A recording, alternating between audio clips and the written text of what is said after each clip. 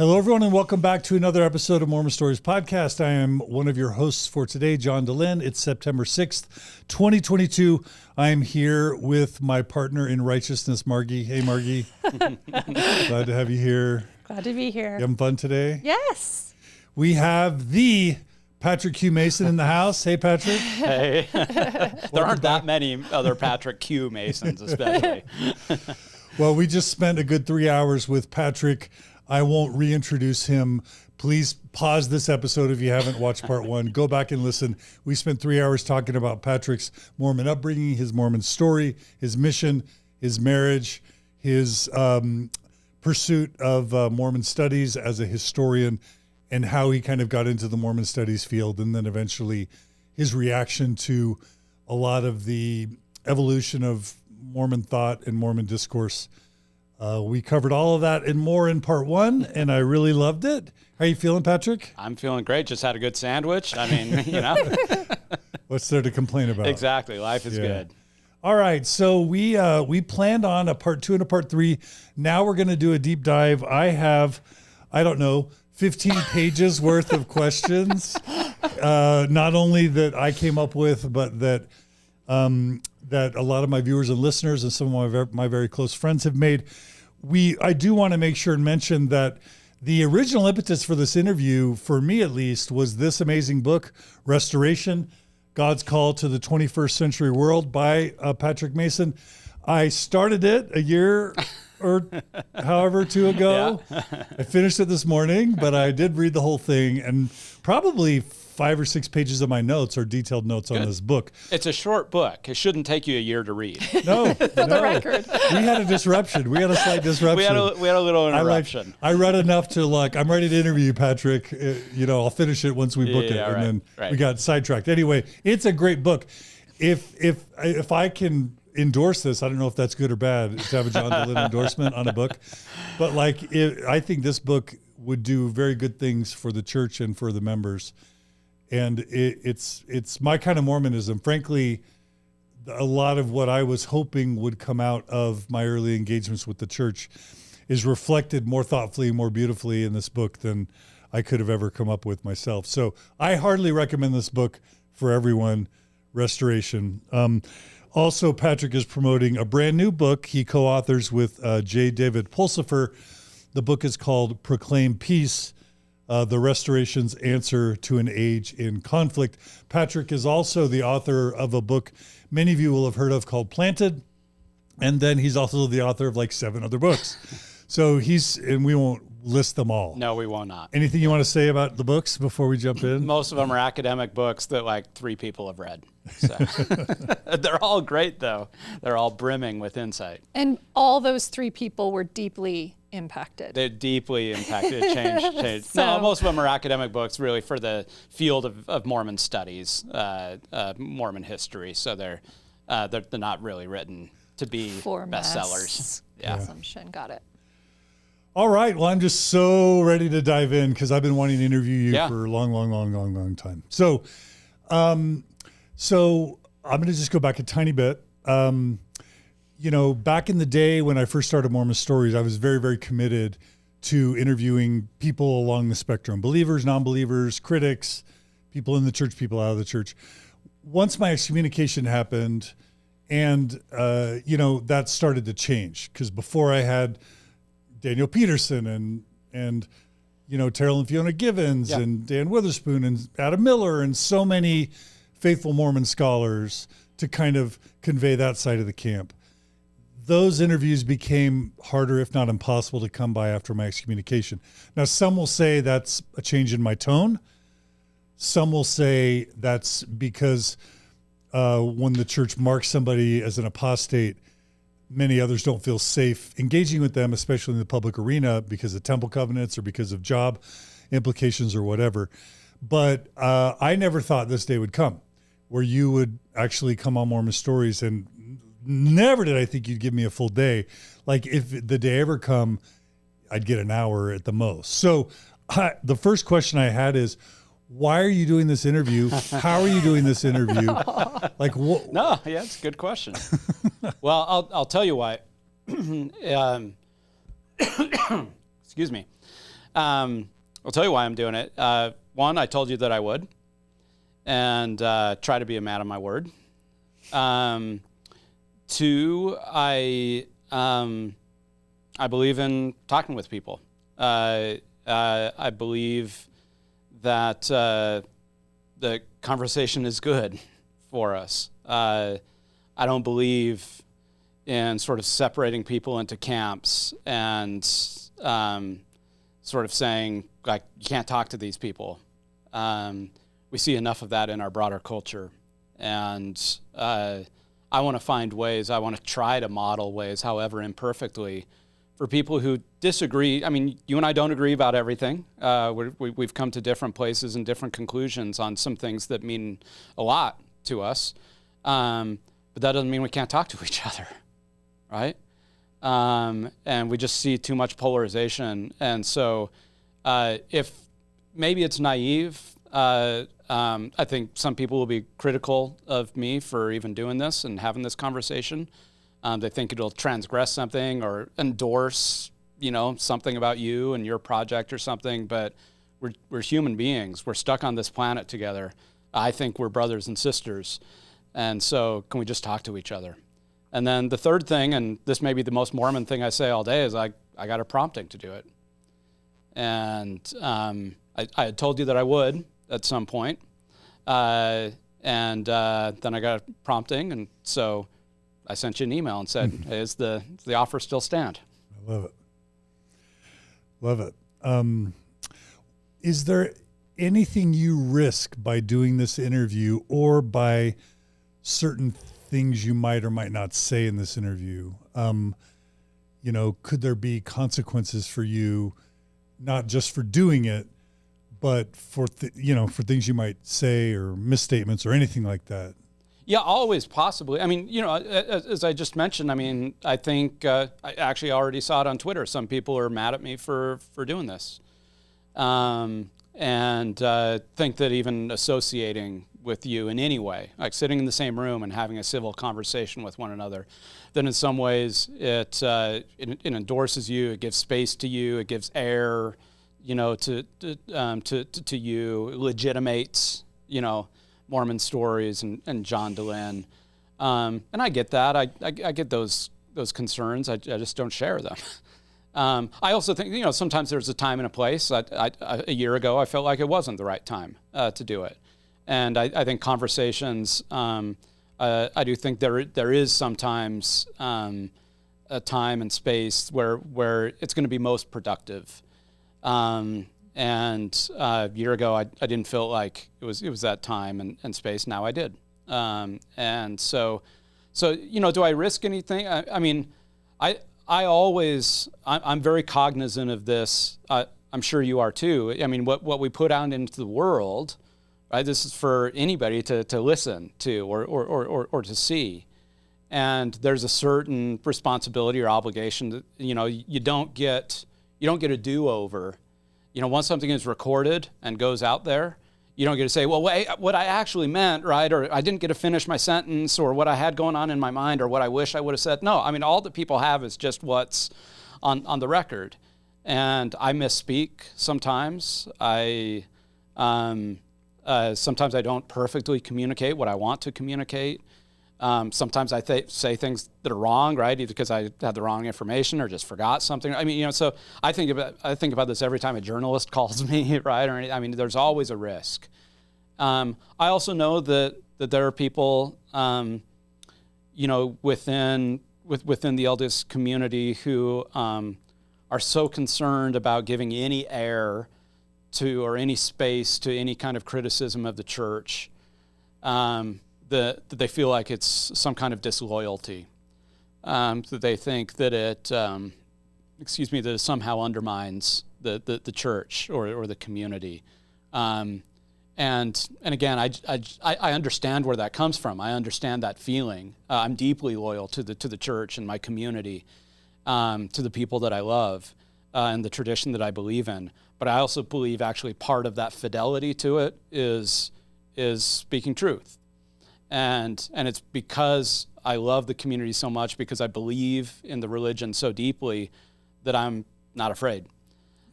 So when a journalist calls, I'm not afraid of calling it like I see it. When I'm talking with people individually, I'm not afraid of sharing, again, within appropriate boundaries. But I'm not afraid of sharing what I actually think. And so I'm not afraid of talking to John DeLynn when I feel like the time is right.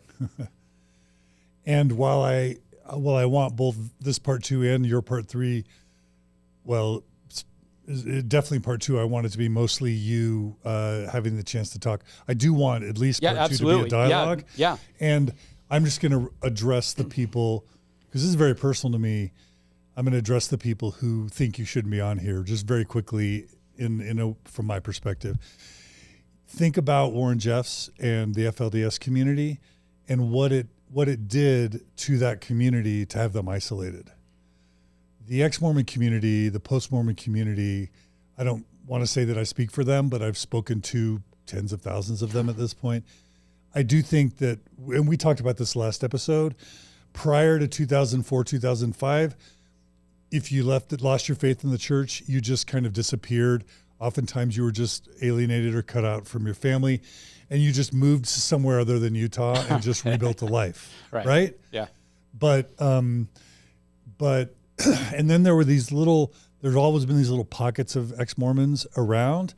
And all I can say is when communities are marginalized, when they're ignored, when they're demeaned and cast off, just like with the FLDS community, it's an imperfect and a flawed analogy, but it reminds me of what happens when you're too strict of a parent and you alienate your kid. All you do is you cut off any influence you have. So if you don't like what a group is doing, you've got two choices. You can further isolate and alienate them, and in that case, you have no influence at all over anything that's going to go on there. If you choose to engage them, to support, to show love, which I think Christ would have maybe given a precedence for that sort of engagement. You talk a lot about peace. There's like an openness and a willingness to listen and a dialogue, and most importantly, a willingness to consider all sides and a willingness to receive influence. And you lose that when you cut off and marginalize. Plus, you fuel people. You make them feel othered. You make them feel unimportant or bad or dirty when everyone feels like they're the hero in their story. Everyone feels like they're fighting for what they believe in. I think almost nothing good comes from isolation and an unwillingness to have dialogue. Yeah, that's my opinion. Yeah, I think, look, I can understand why general authorities don't want to come on this show, right? I mean, but I'm just a guy, right? I'm just one guy who teaches and thinks and writes about this stuff, and who's a deeply believing member of the church, and so I just I really believe a scripture that's become really, really important to me in recent years comes from Ephesians chapter 2, and I won't be able to quote it perfectly, but it basically says that Christ comes and he breaks down the dividing wall between us, and he preaches peace to those who are near and those who are far. And so Christ is not interested, the work of Jesus, the way of Jesus is not interested in building these divisions between us. I think about 4th Nephi, no manner of ites, right? I mean, and so I understand there are reasons why we draw boundaries. I understand sometimes for safety, sometimes there are lots of reasons. It's a human thing to do. But Jesus doesn't seem all that interested in that kind of boundary making. What he seems to be interested in doing, in fact, what it says, his work of atonement, of reconciliation, is to break down the hostility, break down the dividing walls between us, and to preach peace. That doesn't mean we're going to agree about everything. You and I are still going to walk out of the room disagreeing about different things, but we can talk about them. Yeah. Yeah. So for that reason, I'm deeply grateful. Margie, I'm sure you feel similarly. Yeah. Okay. Thank you for that. Thank you for being here.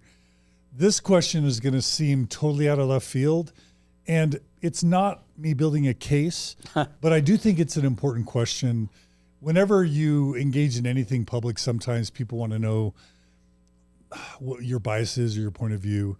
So this is going to seem like a really bold question, but I'm going to ask it. What would the personal, professional, and social consequences be if you, Patrick Mason, in your position, lost your faith? Yeah. Professionally, none. I'm an employee of the state of Utah. I have tenure at Utah State University. It would make literally zero change to my employment. To your employment status with USU. Exactly. Okay. Yeah. We saw that happen with Richard Sherlock, right? I mean, he wasn't a Mormon Studies professor, right? But he taught philosophy of religion and so forth, and so.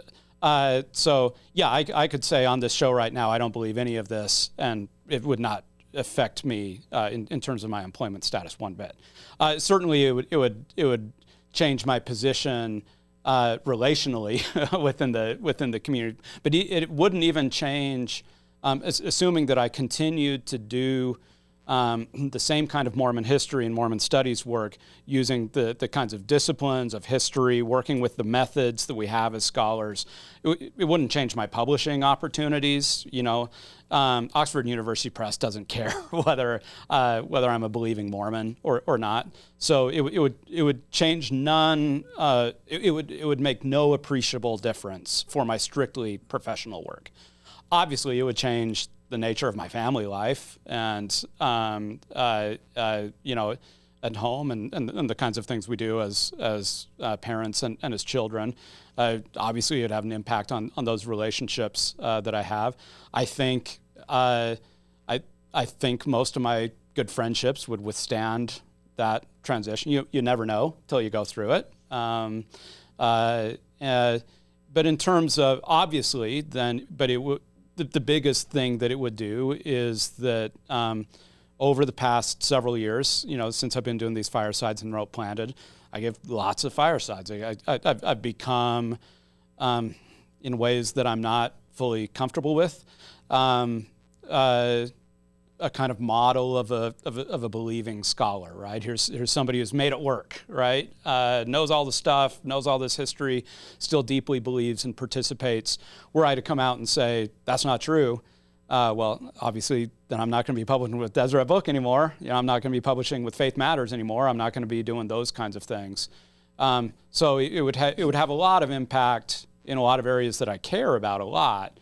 I really think it wouldn't change anything professionally for me. That's of course different than somebody who works at BYU or the church history department or something like that. I mean, I've never worked for the church.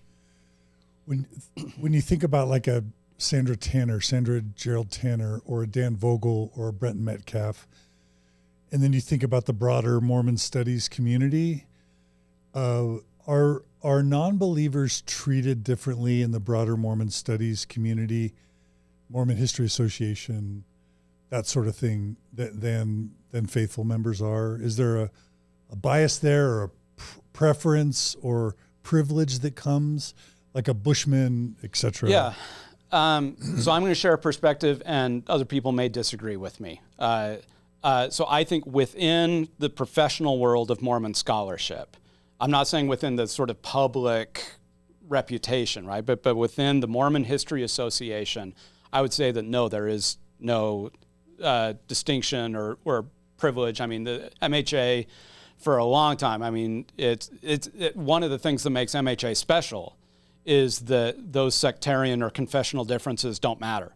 What matters is the quality of your scholarship. So there's been non-LDS presidents, there's been LDS presidents, right? Mike Quinn was a beloved figure within MHA, has been honored, was honored at the conference shortly before he died.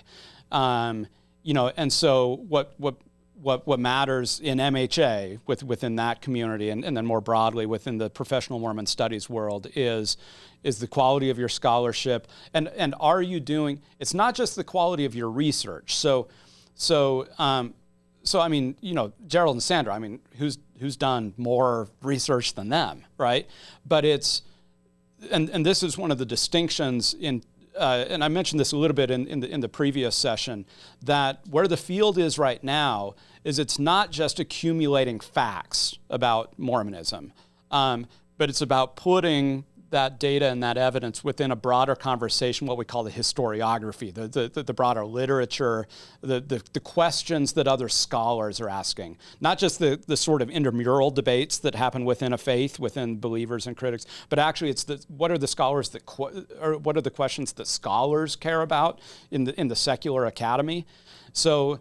And then are you putting your research sort of within those frameworks and so forth. So that's why I think sometimes some of the terrific and really important and path-breaking research that say the Tanners did, for them it was always oriented, my sense is, that it was oriented primarily towards members of the church, right? It was arguing with truth claims. It was coming up with it wasn't oriented to the academy. And so... whereas the Mormon History Association, the American Academy of Religion, other sort of forums for Mormon scholarship, it's not oriented towards the church and towards the church's questions or the questions that are internal to the community of faith, but they're the questions that are generated by the academy. And those are kind of fine distinctions, but I really think, I just look at my peers within MHA. You've got fully believing members, you've got people who have been never Mormons, you've got people who are ex-Mormons, and they're all given papers in the same conference. I can imagine someone misinterpreting what they just heard, because one way to reflect back what I just heard was to say the Tanners care about truth claims and academia cares about something else. And someone who would be inclined to misinterpret would say, wait, does that mean academia doesn't care about truth? It doesn't care about, and this has been, this is broader than Mormon. It's a great follow-up question. It's a broader thing that goes well beyond Mormon history. In a lot of ways, this speaks to the development of the historical discipline, but also especially religious studies. And what separated religious studies, and I'll try to be really brief here, but religious studies as an academic discipline, as opposed to theology. So theology always happens within a confessional context. You can't just do theology in general. You do Catholic theology or Muslim theology or Lutheran theology or Latter-day Saint theology. It happens within a confessional context. The religious studies, as it developed in the late 19th and then especially in the 20th century, was an attempt to sort of distance the academic study of religion from any kind of confessional claims or debates or interests. So it's how do we understand religion as just a human phenomenon?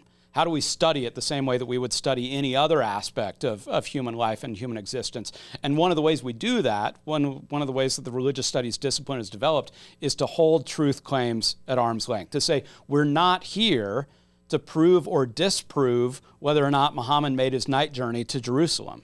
Right? We're not here to prove or disprove whether Jesus actually rose from the grave on the third day. Now, what we can do is look at the text. What are the claims? Let's look at the authorship of text. Let's look at whose interests it serves to make certain narratives. Look at the communities. So we ask all those kinds of historical and sociological and anthropological questions about it. But essentially, there's a kind of epistemic humility to say, given the tools that we have as a historian or as a religious studies scholar, it's impossible for me to say one way or the other whether Jesus rose from the grave. All I can say is what the evidence says, but I cannot make a claim. It's beyond what I can do as a scholar to make a final claim about that.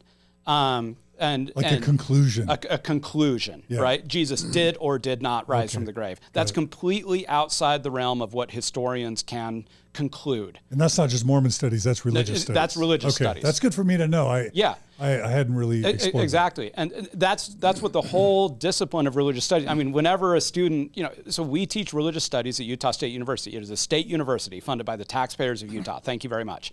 Okay? And the very generous state legislature.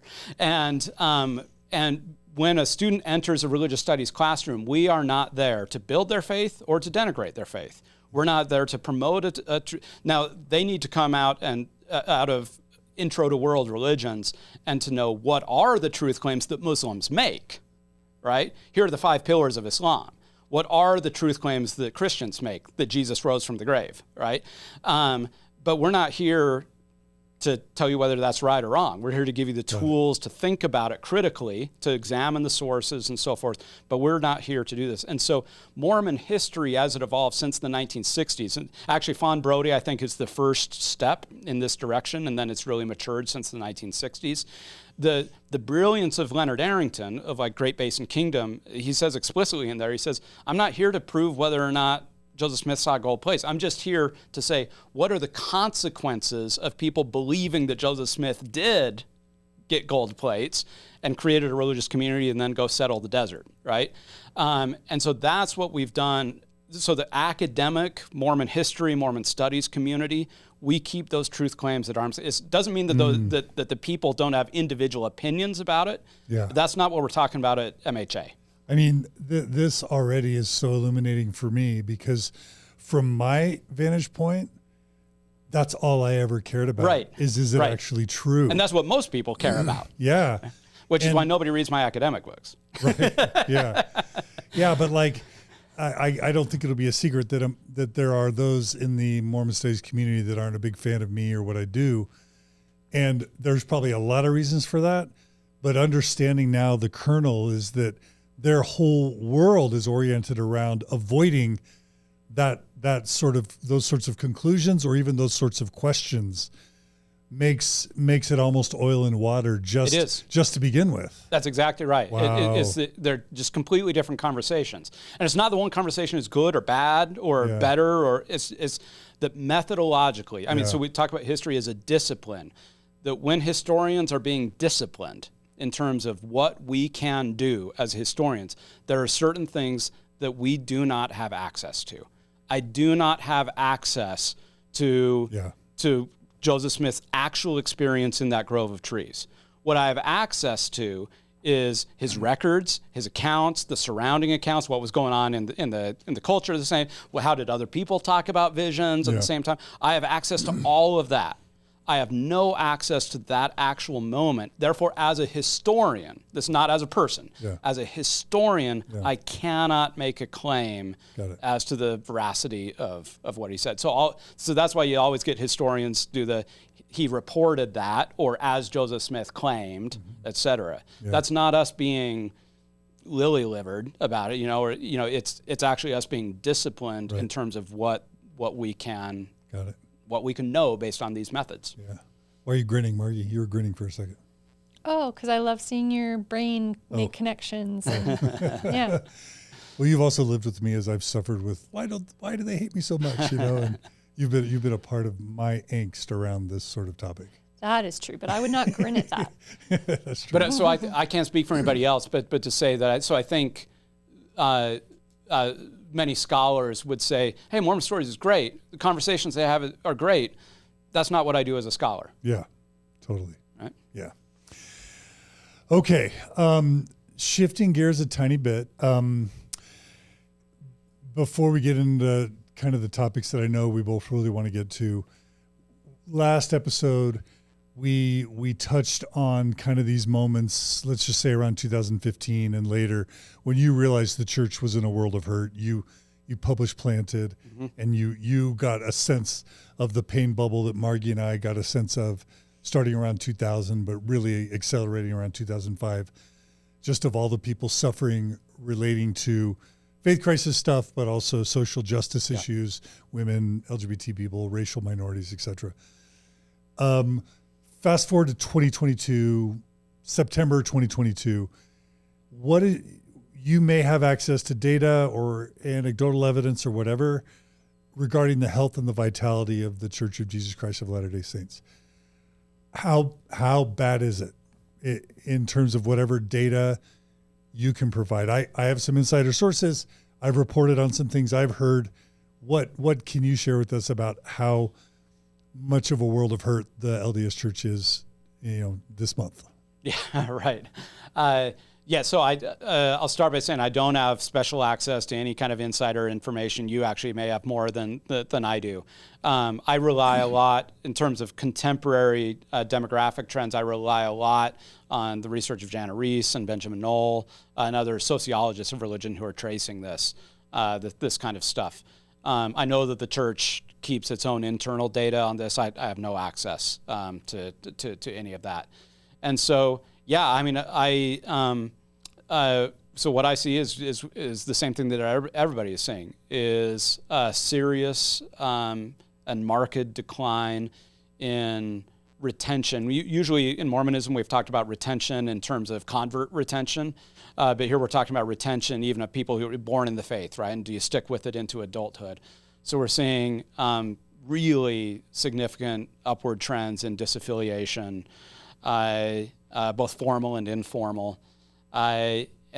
So far, it's looked like the Church of Jesus Christ of Latter-day Saints has done a little better than most other religions in the United States, but the trend lines are the same in terms of a serious drop-off generationally, in terms of retention within the church, a serious rise in disaffiliation. And our data is mostly on the United States and somewhat in Western Europe. I frankly don't know very much of what's going on in other places around the world. I think the best person keeping track of this is Matt Martinich, who does all this work on demographics, and we can trace it somewhat with the creation of stakes and so forth. So we can do a little guesswork at some things. And it looks like that there is modest and steady growth in sub-Saharan Africa, the Philippines, and a few other places. That in Western Europe, church membership or affiliation rates, activity rates have taken a nosedive, with the United States and Canada, North America, not that far behind. Yeah. So right now the data suggests that the church is retaining less than half, maybe significantly less than half of the members who are born into the church, into adulthood. And that's not taking into consideration low convert retention rates. Is that right? Yeah. So that's right. That's looking. We know that convert retention rates have been pretty low for a long time. Vastly different in different regions of the world. Some places like abysmally low. Other places actually pretty healthy. But when you combine all of that, and then with long-term, people who were born into the church with those retention rates, it looks, all the evidence suggests that it's well under 50%. Yeah. Maybe even in the 30s. So you're saying 30% of the people who were born and raised Mormon are staying in the church of the current generation. Of the current generation. Of I guess what we're now Gen Z. Right? Yeah. So if you were to have to come up with a number of the 16 million plus, almost 17 million members that the church kind of says that they have, if you had to guess how many members worldwide were actually active of the 16 or 17 million, what would be the best number you could estimate? My best guess, based on, again, the data that I see from other scholars and the information we have available to us, I would say that we're probably between a third to 40% activity rate globally. So of the 16, close to 17 million members of record, what's my math? So 4 million. So I think because 4 million would be like 25%. I think that's way too low. I think we're probably in the 6 to 7 million range of active, kind of still connected to the church in significant ways, of people who would self-identify as Mormon, because that's another thing, is sociologists have shown that the numbers of people who self-identify as members of the church versus what the church reports, it's much lower, especially in some countries. So self-identifying Latter-day Saints, I would guess that's probably in the 12 to 13 million range. Okay. So again, we don't have perfect data on that. Yeah. Yeah, my estimates are around 4 to 5 million of the 16 of active. Million, but but that's it's sort of anybody's guess because we just don't have enough data. Yeah, and tell me if you also have the same sense that in the United States growth is relatively flat, even though the birth rate is higher than average. I think growth in the United States is probably flat, probably pretty close to flat. Yeah. Meaning that if the trends continue within 5, 10, 15 years, the church will actually be in decline in the United States. Possibly, yeah. I think there's definitely almost definitely, again, imperfect data. Looks like there's negative growth in Europe, which means decline. And in North America, probably flat, either minimal growth or minimal attrition, statistically pretty close to flat. I'm getting, Gerardo's watching this on the live stream, and he's saying that 35% of 17 million is 6 million. So there you go. Yeah. Thanks, Gerardo. I'm not a math guy. Thanks. Okay, so things are pretty bad. And I've heard reports of, like, along the Wasatch Front, something like only a third of the young men who reach priest age are choosing to serve missions. I'm hearing about something like up to a third of missionaries who go out come home early in some way or another. I've even heard a recent statistic that upwards of 75% of those who are raised in the church, the youth, let's just say the 20-somethings, something as high as 75% of those are leaving the church by age 30. Have you heard? I've heard stats? Similar kinds of things, okay. and none of that jumps out at you as outrageously wrong. Not again. We could be arguing within plus or minus, right? But the general trends, I think all of that sounds about right. Okay. And it wouldn't be fair to not mention the rise of the nuns and that this sweeping secularization. None of this. I mean, what this shows is the Mormonism is not immune to these broader trends and pressures. Again, so far, at least as of a few years ago, Mormonism was performing slightly better than evangelicals and mainline Protestants and others. Still not great, but slightly better. Is that still true?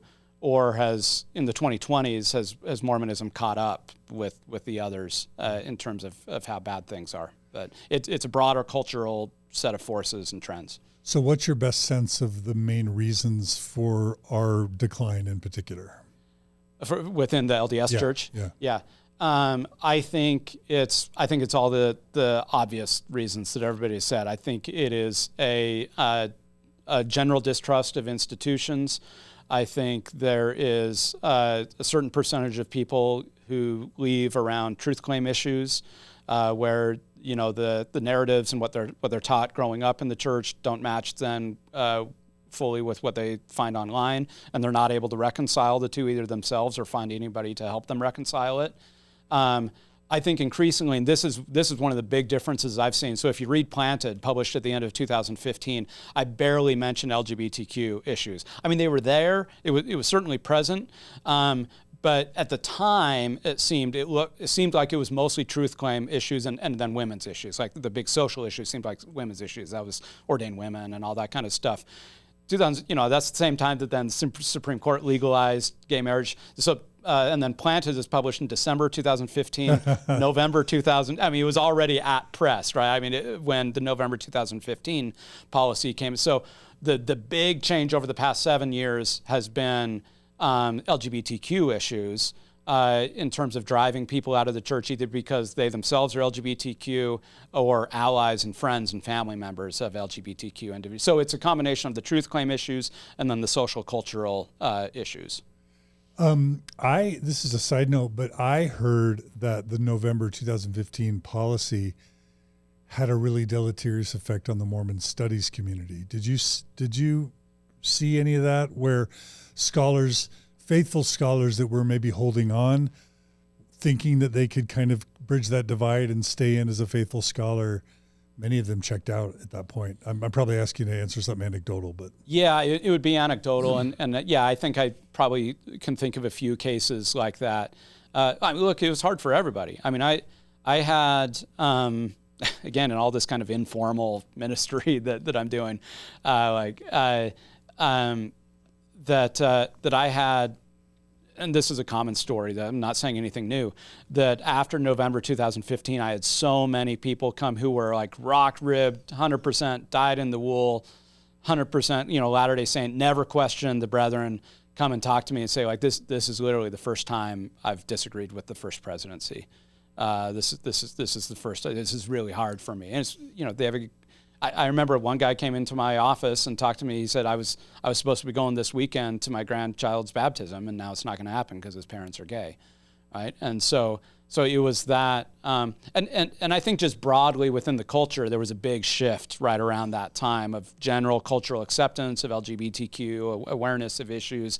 And so one of the things I always talk about and try to help my students understand as a historian is I don't think I literally, in my professional opinion as a historian, I don't think there's ever been a major social issue of consequence where there has been such decided movement so quickly on a single issue as with LGBTQ issues. I mean, think about feminism. I mean, that fight's been going on for decades, a century and a half.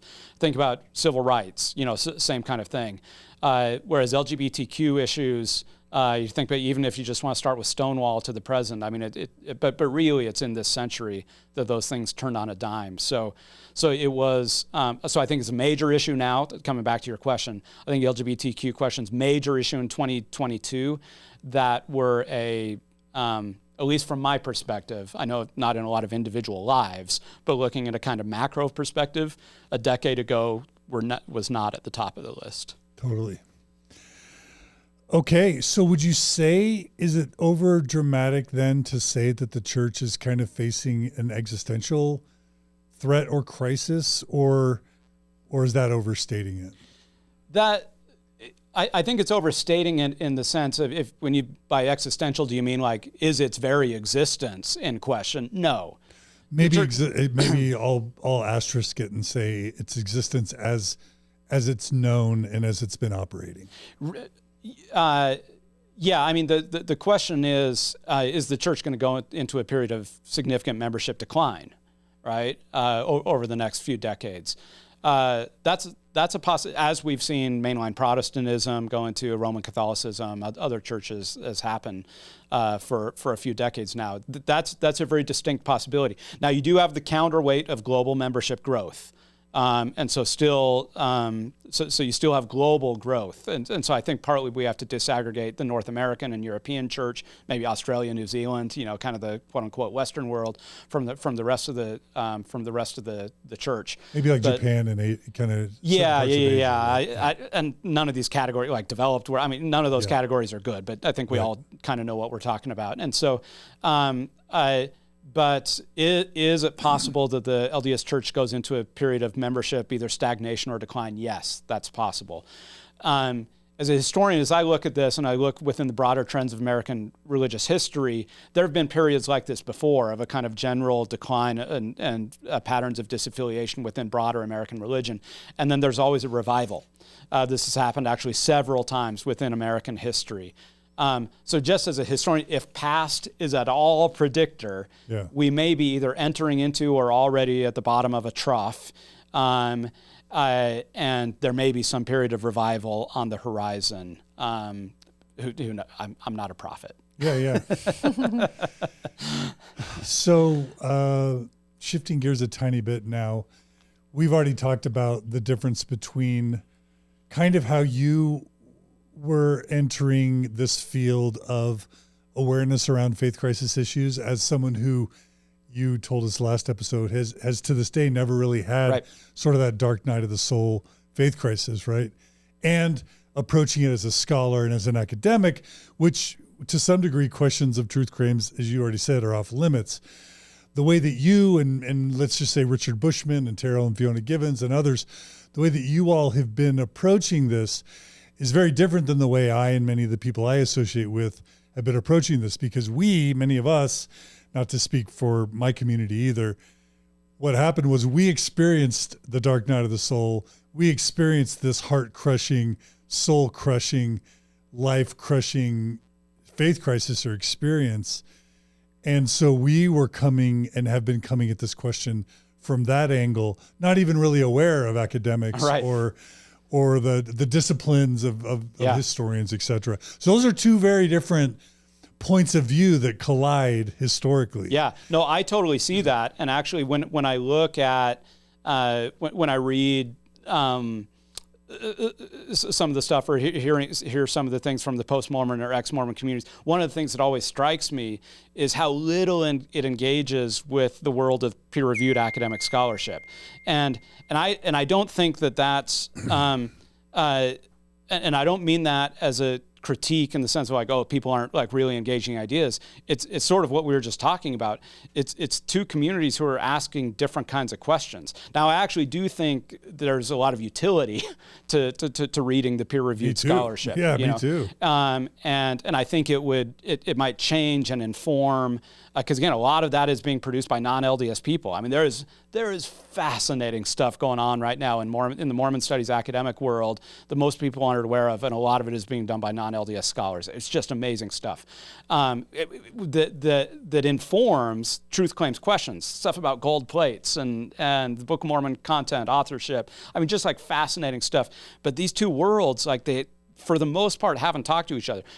Definitely, I can say like the world of scholarship it pays attention to Mormon stories, the podcasts, the blogs, all this as a kind of data point, right? Or as something interesting to consider as a cultural phenomenon, right? But these two realms of knowledge production and dissemination they really have existed pretty independently of one another. And I think to the detriment of both sides. I think so. I think there's a lot more conversation that could happen. And this goes back to Gerald and Sandra Tanner, right? I mean, they produced so much stuff, but they weren't doing it. Again, they weren't. When they put it out into the world, it wasn't into the forms that academics, as peer-reviewed scholarship. And so therefore, it didn't have as much influence in the academic world as it had in these other worlds. Yeah. Right?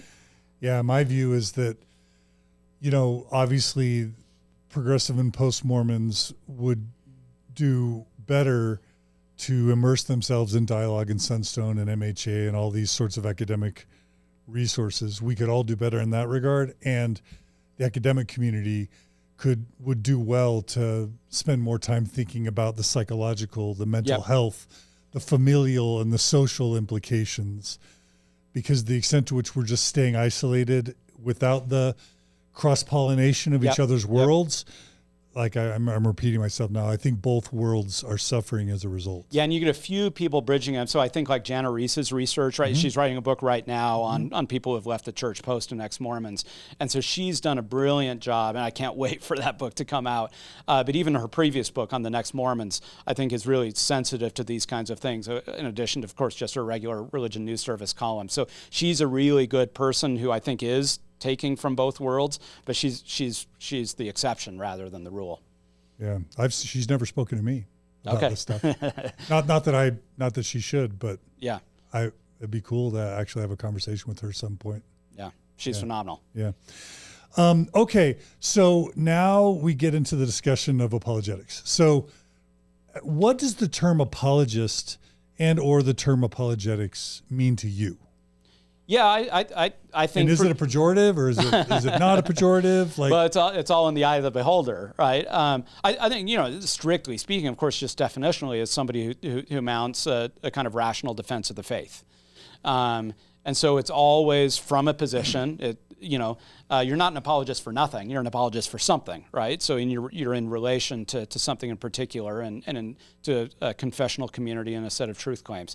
So, and apologetics has a long and hallowed tradition. I mean, some of the most important work, especially in Christianity, Islam, and Judaism, is apologetics. People who have, Thomas Aquinas and others, who have applied the life of the mind to defend the claims that their religion puts forward. But apologetics comes in lots of different shapes and sizes. Comes in lots of different tones, but I think the basic impulse behind it is a readiness to defend against critique, right? To defend. Every religion deals with this. Every religion deals with people who are critical of it, debunkers, dissidents, and so apologists are the ones who feel like their job is to stand there and to play defense. And so, which sometimes turns into offense. Right. So just from a taxonomy perspective or just a definitional perspective, it's not, to you, especially outside of the Mormon context, it's not inherently a negative term or pejorative. No, I think we just have to recognize it's a particular genre. Yeah. Right. And so apologetics is not disinterested, right? So that's what makes it different than academic history or academic religious studies. It has a perspective. It has something it is trying to defend, whereas academic history tries to be dispassionate, neutral, objective, and so forth. Yeah. So one isn't better than the other. They're just different. I think the problem sometimes when we get category confusion, when apologists think that what they're doing is neutral and objective, and it's not, or when they blame academic historians for not being sufficiently something passionate or something like that in the fray. It's like, no, it's just two different things. And I think the apologetics, at least in my definitional schema, the opposite of apologetics is polemics. So again, passionate, interested, with a point of view, trying to make a point, but generally critical of in relationship to a tradition, but critical of that tradition. I've never thought of those words being counters to each other, apologist and polemicist. Yeah, this may just be my own little. No, I've just never made that connection. Yeah. But that's helpful. Yeah. Okay, so when I think about what happened with me, so I would say prior to 2004, my faith crisis, I'd probably never heard of. I knew about Hugh Nibley. Yeah. I'd probably never heard of FAIR. Like 2004, I moved to Utah and I go to Sunstone for the first time. And it's there that I start hearing about, and I'd known Daniel Peterson probably at BYU. I'd heard about, Hugh Nibley was probably still teaching during my early years at BYU. So I knew about Hugh Nibley. I knew about Daniel everybody Peterson. Did, right? Yeah. He was super, yeah. But I, and I'd probably at some point, once I learned about Fawn Brody, heard about Hugh Nibley's pamphlet, No Ma'am Knows That's Not History, not history, in response to No Man Knows My History about Fawn Brody.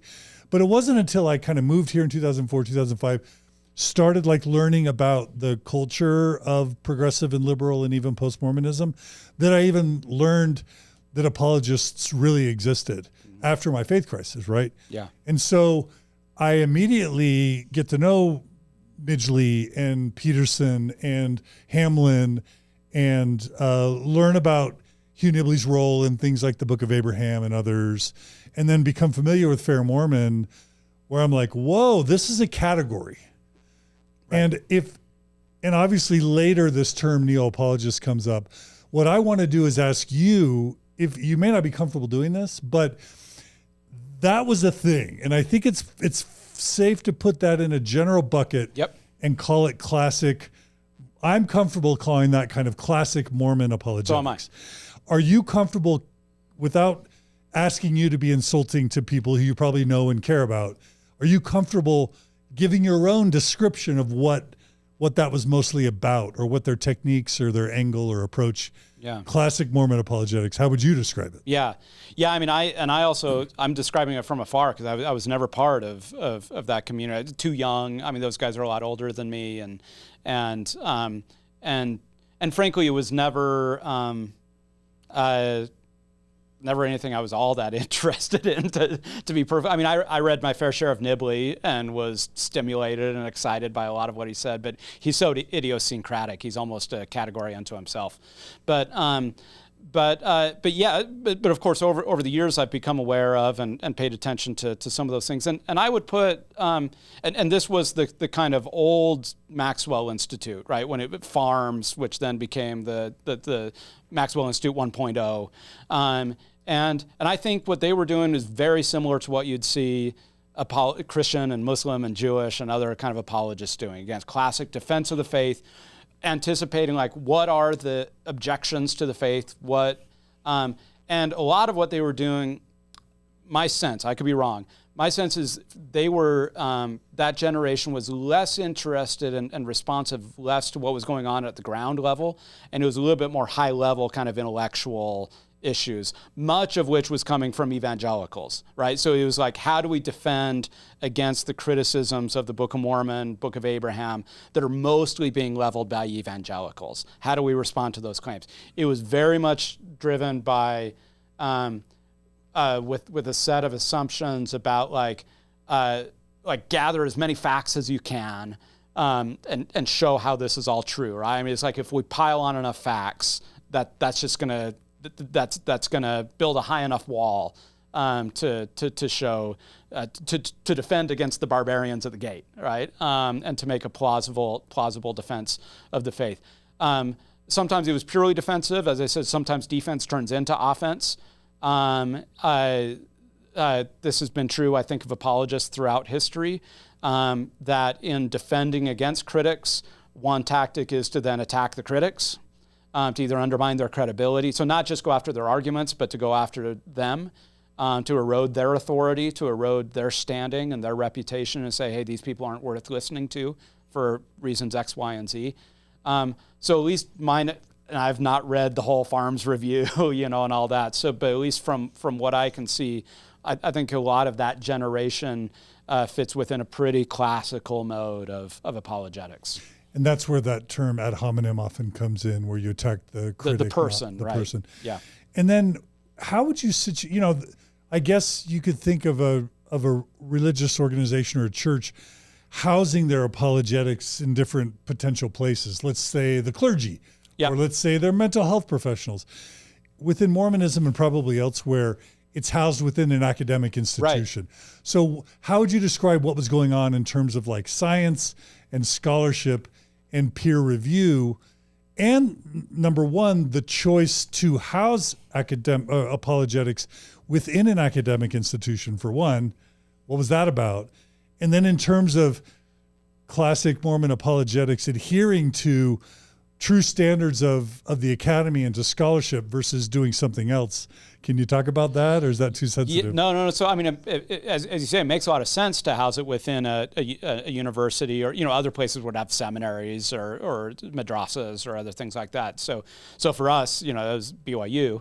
And so it makes sense to do there because apologetics it's an intellectual endeavor. Right, it's deeply engaged. It is a rational defense of the faith, deeply engaged in research. I mean, like some of the research, just like Gerald and Sandra Tanner put out like amazing research, like the digging, the archival stuff. You get the same stuff on the apologist side. I mean, these people will spend weeks, months, years going after like a tiny little fact, right? Careers, yeah. Right? to prove some little tiny, or to demonstrate, because.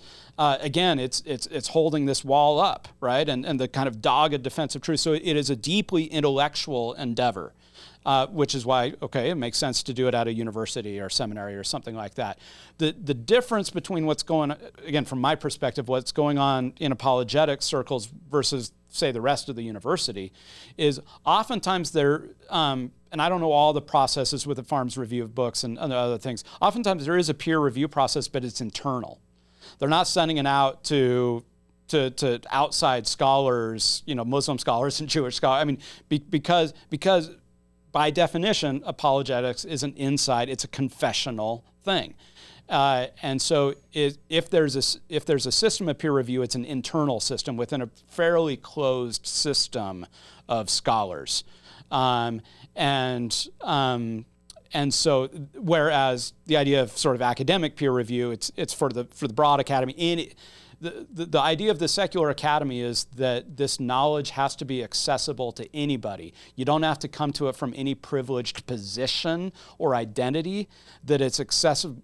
You might have to have certain training, right, to understand what's going on, right, certain methodological training, but it's accessible to anybody regardless of gender, race, creed, etc. Whereas with apologetics, a lot of it is, again, it's going to be self-referential. So it's even the arguments and the evidence they would make would be unintelligible to people who are outside the community of faith. So there may be peer review, but it's a different kind of peer review than happens within the broader academy. Yeah, and I think my distaste for classic Mormon apologetics developed with two main concerns in mind. One was the ad hominem attacks, whether it's on Brett Metcalf or Simon Southerton or Fawn Brody, just really mean-spirited, insulting smears of people's character and their intentions, etc. That's always bothered me, long before I ever was viewed as a critic, I think. Yeah. But then the other thing was, if you look at like John Gee, and I'm not asking you to like weigh in on individual people who, again, may be friends of yours, but you look at like what John Gee does versus what Robert Rittner did, or you look at like or Kerry Mulstein and Robert Ridner, or you look at John Sorensen for BYU versus like Michael Coe for Yale.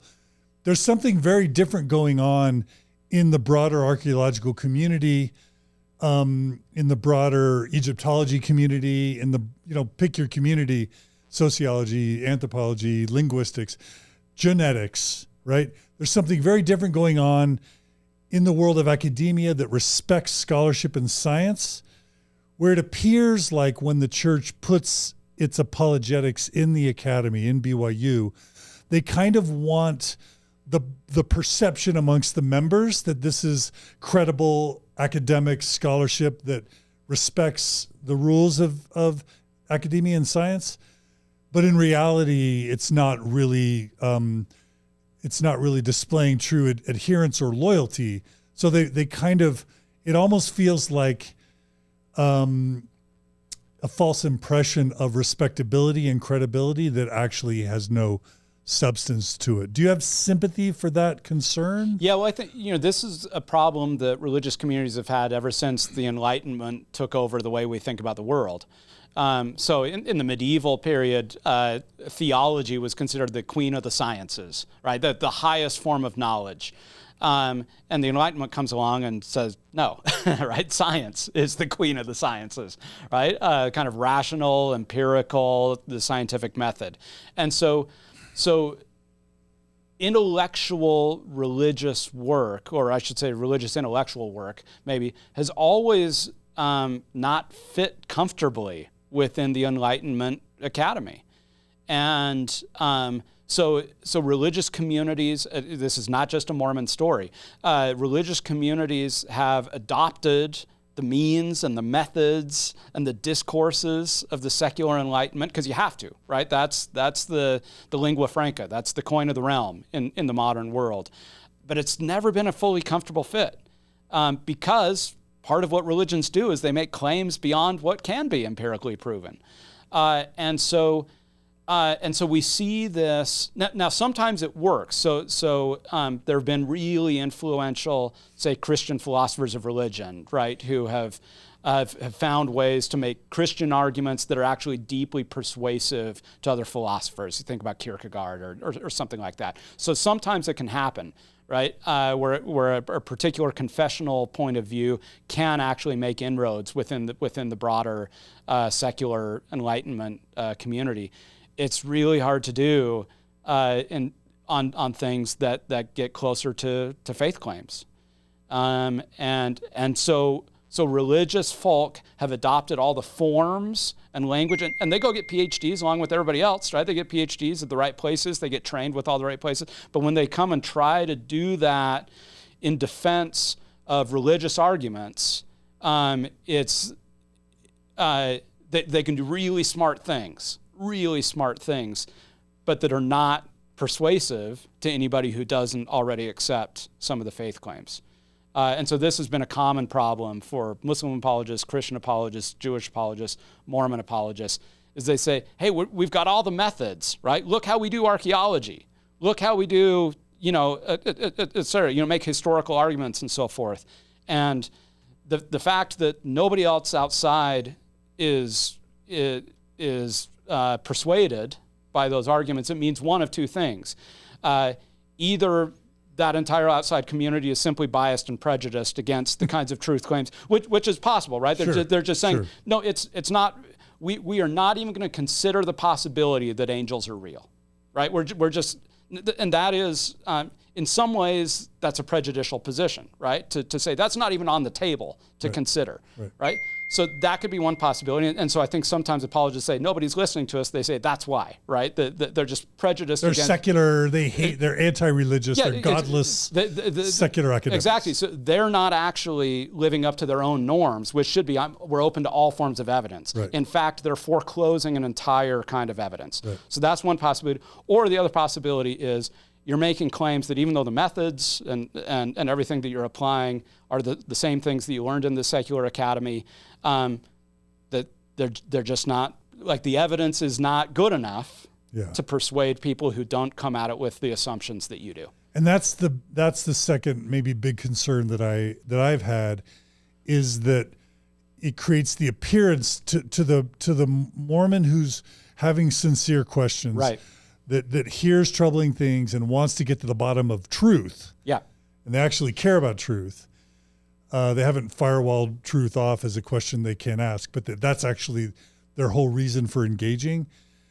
The apologists can come in with their credentials, with their degrees, with their fancy words, create the appearance of solid scholarship to be addressing the problems, where in reality, sometimes not only is it not credible, but it's laughable to those within the broader discipline.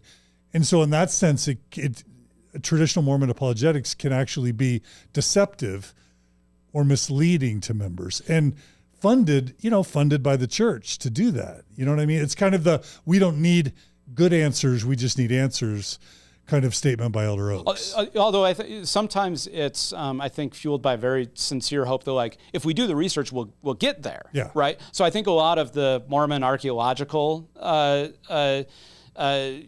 expeditions to Central America and so forth, and from what I understand, this is not my field, but from what I understand, I mean, Latin American archaeology is still very much a living and growing field. We're discovering new things all the time. But like all that was like, hey, we don't have the evidence yet. But we have so much confidence that it's going to be there, so we'll admit that we don't have the evidence yet. But that's why we're going to fund all this research to go find the evidence, right? And so I think in some ways there's some mirror image on that can be on both sides. On the one hand, Mormon apologetics that comes in and says, we already know that the Book of Mormon is true, right? And so therefore we're going to go find the evidence for it. Versus somebody else who says, we already know the Book of Mormon is a fraud, so we're going to find the evidence for that. And those are just mirror image conversations. Sure.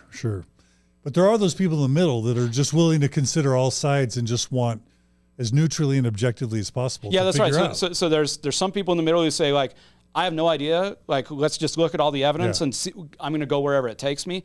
And then there's academic scholarship that occupies a different middle that says, we're going to look at all the evidence, but again, with the kind of epistemic humility that there are certain things that I can't prove or disprove using these methods that I have. Yeah. So when I saw there being a shift happening, let's just say 2014, 2015, where people like Daniel Peterson and Louis Midgley maybe seemed to be falling a bit out of favor, and then I kind of saw the rise of people like you, the Givens, the Bushmans, Adam Miller, Rosalind Welch, and others. Like, I saw that as an incredibly positive thing, because it was a different the term that was being bantered around early on was pastoral, but it was this idea of, like, number one, we're not going to make a bunch of stupid, bad, non-scientific arguments in the realm of academia. We're going to just stop that. We're going to stop attacking people, and we're going to try and be kind and compassionate and pastoral, but then we're still going to try and promote faith. And, I don't know if I was and do so with intellectual rigor as well. Yeah. Smart people, good people using intellectual rigor. I think I came up with that term, neo-apologetics. I don't know that it means much. I don't know that people even care, but I do know that it's made some people frustrated. And I think you brought it up as something that you thought we might talk about. So, I mean, at least I just want to say that when I think I came up with that term, it was to describe something that I saw as a very positive, favorable development within Mormonism. Yeah, and just it just means new, right? Yeah. Yep. And I think descriptively that's absolutely true. That I think all those people that you just described, that I would be part of this generation. It doesn't take you 5 minutes to look at the stuff that we're putting out versus the stuff from the old Farms Review and just say, these are different projects. Again, some people still sort of pine for the days and actually wish that we were still doing, and there are still some people actually still doing that older model too. I mean, that's not dead. Yeah. It's still very much alive and well. But all of us, those of us who are doing a different kind of thing, it is different. It's different in spirit. It's different in tone. It's different. I can't say it's totally different in spirit because I don't want to judge people's intentions. It's certainly different in tone. It's different in approach. And it's bringing a different set of questions to the table. and it's but it's also deeply, I mean, the quality of work that's going on right now among the community that you just talked about. You know, you look at like the brief theological introductions to the Book of Mormon that the Maxwell Institute put out. Those are incredible. I mean, it's like we've never done anything like that in terms of a sort of serious theological engagement with that book. The kind of work that Adam Miller is doing theologically, the kind of scriptural studies that Joe Spencer is doing on the Book of Mormon.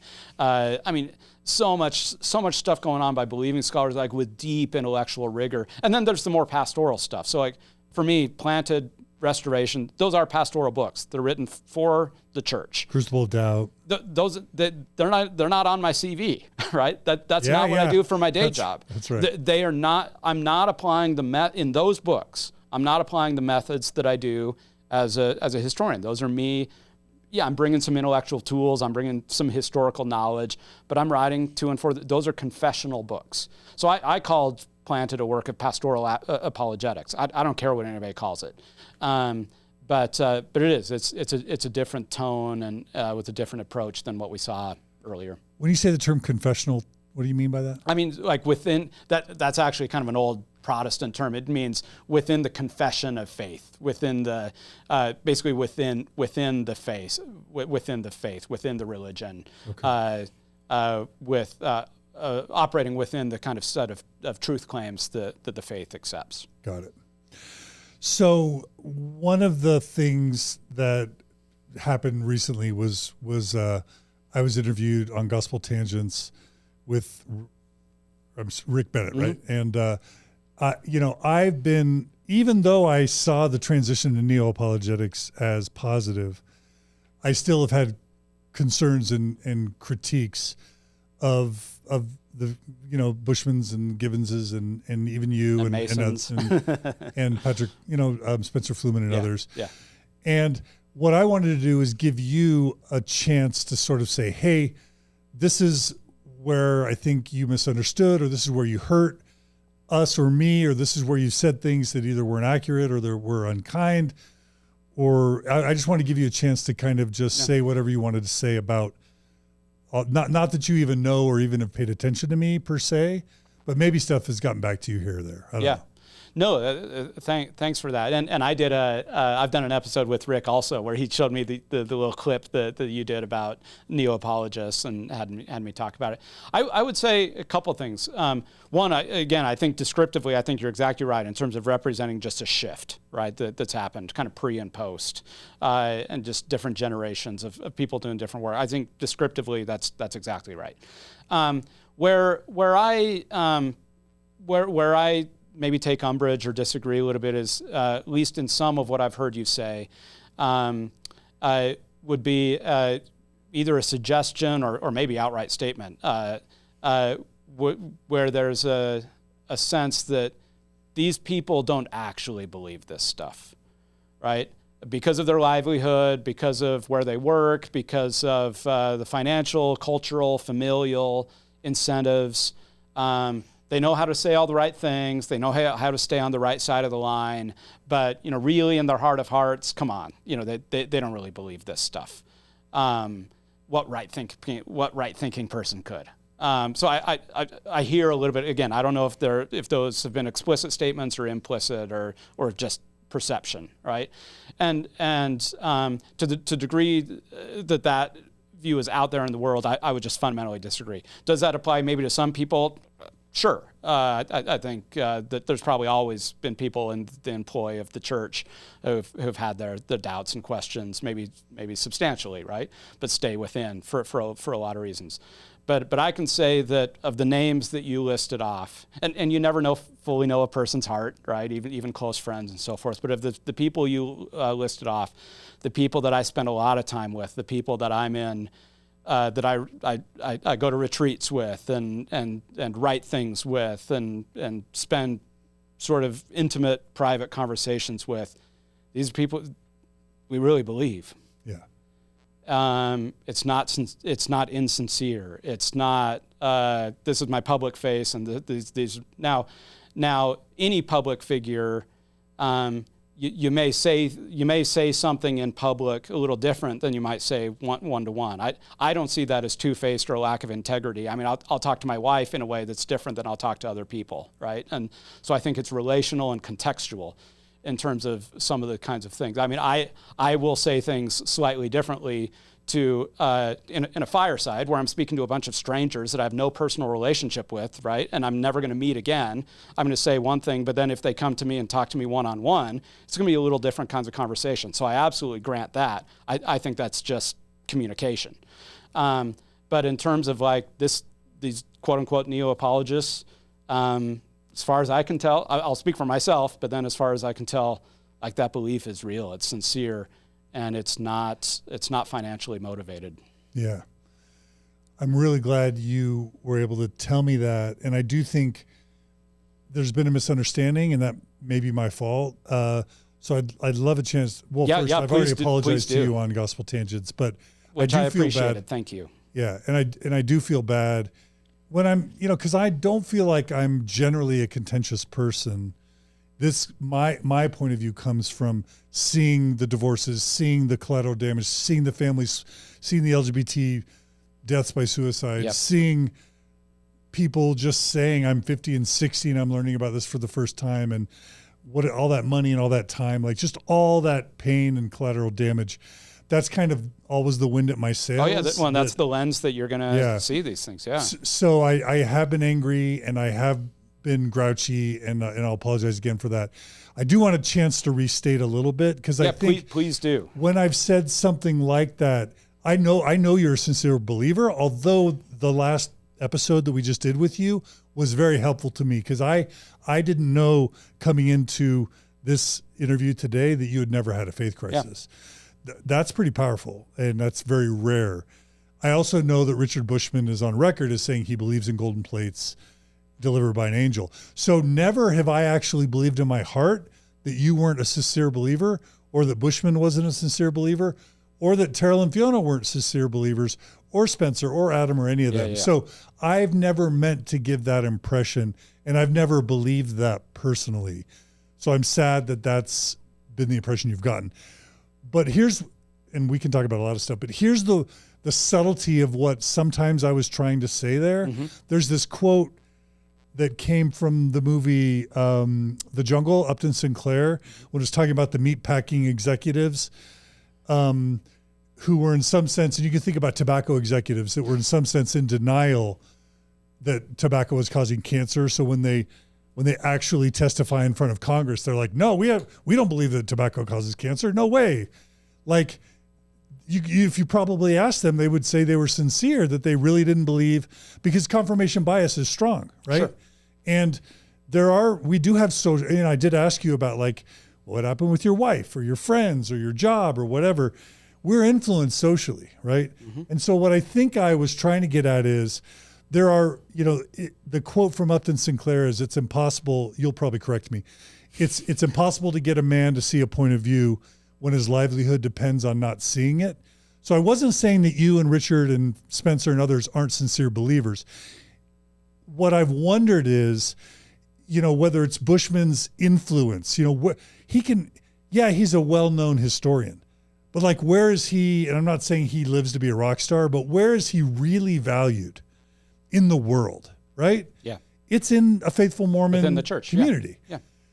We already talked about how the fact that there are benefactors that fund the chair that you sit in, and the chair that every Mormon Studies chair currently possesses is funded by faithful Mormons that only want a faithful Mormon there. And I didn't ask you what would happen if you lost your faith, I don't know what would happen if the people that endowed your chair got grouchy about that, right? I don't know. At this point, nothing could happen. Because you have tenure. Well, and the money's in the bank. Yeah. Right? They can't take it back. But I don't even know if they could pressure USU to get rid of you and put someone else in, but maybe not. Legally, absolutely no. But what I have said is, and I've wondered, and it's probably been insulting, but when you think about book deals, book contrasts, social influence, social capital, friendships, relationships, the Mormon Studies community that sometimes, in my perception, has favored faithful people, and compensation in some level, it has seemed to me that there are a lot of binding forces that would tend to motivate someone to maintain a faithfulness, or even preclude them from maybe a level of objectivity that they might otherwise have. And that's because we're all subject to confirmation bias and motivated reasoning. And people will say the same thing about me, that I do Mormon stories because I get a paycheck from it. So I know, believe me, I get that. Right. But that's what I've been asking. When Daniel Peterson does apologetics, he's paid that's a major source of his income. So how can that not influence, what he writes? And so I guess that's been the question that I've been wondering, and I've probably turned it from a question into an accusation, which I regret. But can you at least understand the question? And that's a really helpful and subtle distinction, and I think it's a fair question. And as you just mentioned, I mean, any time that has been raised, then those of us on the other side will roll our eyes and say, well, what about Mormon stories, right? And so, like, if the shoe fits, you know, and so, I think it's a totally legitimate question to ask. But I think what I would say is that for those of us, and I have to say, most of us who have achieved any kind of sort of public reputation, status, whatever, doing this kind of work, are fairly uncomfortable with it. I went and got my PhD so I could be an obscure academic that nobody ever heard of. I mean, that was my dream, And so any of this public stuff is a surprise. We're not ready for it. We're not prepared for it. Oftentimes it's uninvited, even though then sometimes it gets cultivated, right? And so, but the sincere, like, we got to the place where we are to be able to articulate these views in ways that are powerful and compelling enough to people that a critical mass of people say, oh, that's an interesting person worth listening to. We got there out of a kind of sincerity, right? And then those views find articulation in ways that find an audience. So it's not calculated to get there. And then once we're still the same person, right? Even after you write a book or say some things and people start paying attention to you, you're still the same person. So yes, at that point, the incentive structure does come in to reinforce it, right? Okay, keep giving us more of that. I mean, that's the it's the classic "what have you done for me lately" thing. It's like, when I go around and talk about proclaim peace, okay, what are you working on next? It's like, I just finished this book. Like, can I like sleep, right? But there's always this, and this better. Like, Mormon stories it's just insatiable, right? I mean, it's just to feed this beast, and so people want it. They want the content. And so they've come to trust you and say, okay, here's a person who represents a worldview, and I think most people can tell sincerity and can tell, like, authenticity. Look, there are some con men out there, right? I mean, people get away with it, but for the most part, I think audiences arise and they respond to people. They say, okay, this articulates something that I've been wanting to hear. Like, give me more of that. So you're exactly right. Then it creates a self-reinforcement. Now, what happens because people change, right? You changed. What happened if I changed 5 years from now, 10 years from now, right? I mean, so then that becomes a really interesting question, right? For me, the consequences would be less dire, again, because I'm not employed by the church. And we can point to certain individuals who held on to their questions and doubts until they retired from certain institutions, right? Brian Hauglid or something like that, and so there's always what happens when somebody changes, right? And are all those incentives and structures and so forth, does that prevent somebody from authentically giving voice to the fact that they've changed their mind?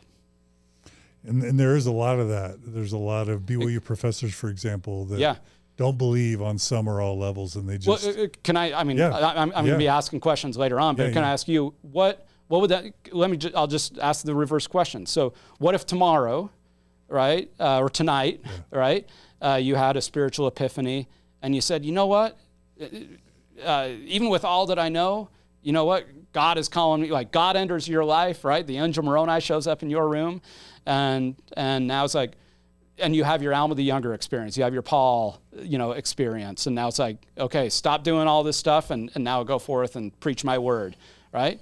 How hard would that be for you? Super hard. Yeah. It'd be super. I think I would probably get death threats by ex-Mormons that felt betrayed. Yeah. And not to mention, it's hard enough to go out in public right now for whatever reasons. I think in some ways I'd be hated by all sides, and that would almost be more than I could bear on some level. So it's an important point. Yeah, and thanks for sharing that. And I feel, because look, there are the strokes, right? The people that come up to you and say, "Oh, thank you for what you've written and said," or whatever. "Oh, you changed my life. You helped me so much." That feels good, right? That feels really good. And so if you changed, right? If I changed, if you changed, if you did a 180, or even a 90, or even a 10, maybe sometimes, right? Yeah. Then some of those people are going to be mad at you. Yeah. All right. Well, thanks.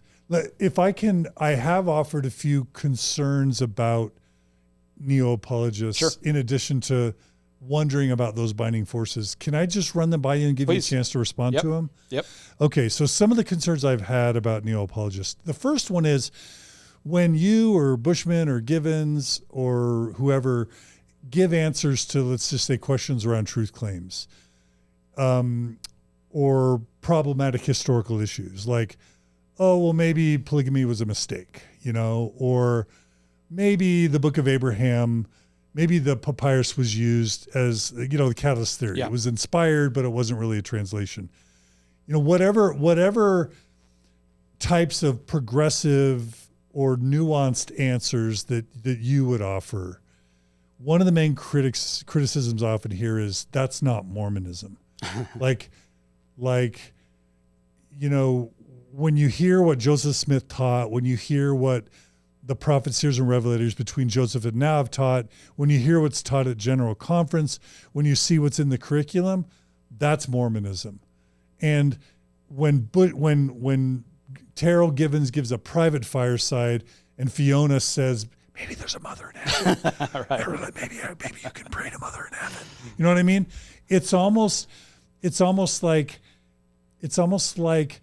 you guys are being allowed to go out there and make progressives and liberals feel good, present a counter narrative, a counter way to look at truth claims to appease people that the church might otherwise lose.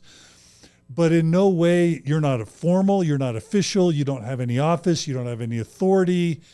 And in some sense, you're just pacifying a group when the true Orthodox fundamentalist correlated Mormonism, that's Mormonism.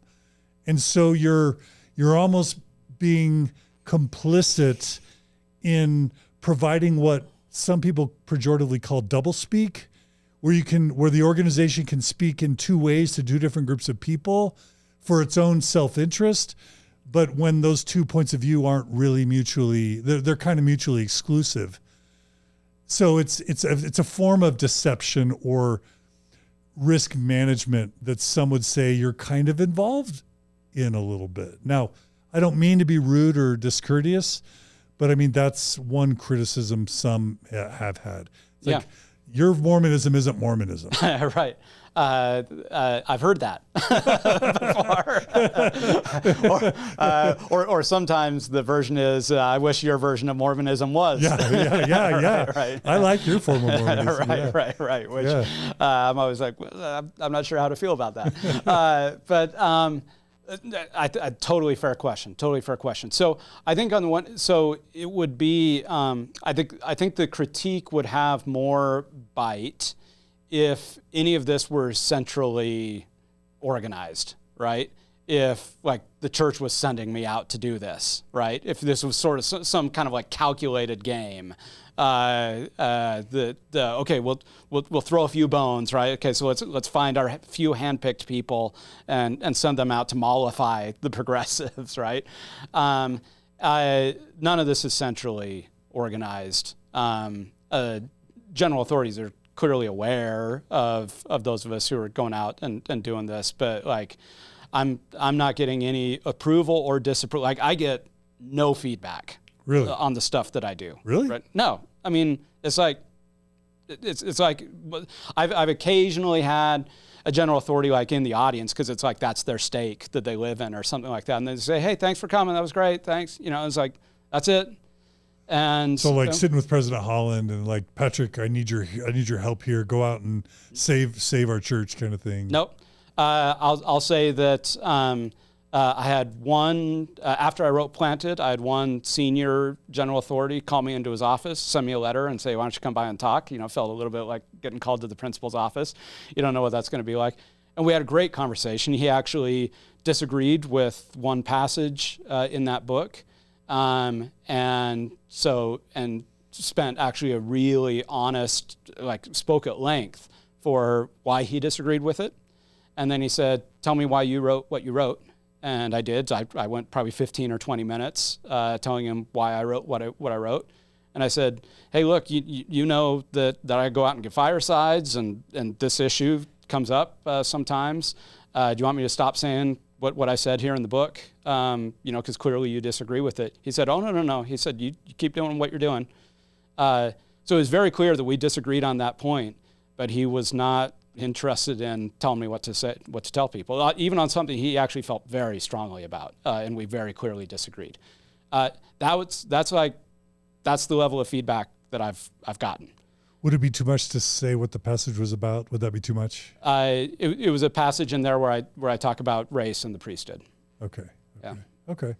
And he had a different understanding of the history, different understanding of maybe what God was doing, and familiar arguments to people. And if you read how I treat it there, I treat it as sin. I treat it as Brigham Young making a mistake, beyond a mistake, a sin, a really consequential sin. He had a different point of view, which was not reflexive, not shallow, deeply informed by a lot of life experience too. That was actually quite moving to hear it. He was quite vulnerable and open with me. And he just said, I read this history differently, even though I rejoiced in 1978, he wasn't defending the ban. We just had different interpretations of the history and what was going on. And he said, "No, I said, you know that I go out and talk about it as a sin." He said, "I'm not going to stop you from saying that." So nice. So what I hear you saying is it's not some top-down correlated no, exactly. effort. So I can understand like that functionally. I could see how somebody's saying that's the purpose that all this does, right? That's the purpose that me going out and speaking and the givens and that it's like a pressure valve, right? It lets off steam or something. I can see. I don't resent somebody reading it that way, but it's definitely not centralized. It's definitely not calculated. It's definitely some of the things that we go out and say give some heartburn to people, and I do know that through secondhand reports.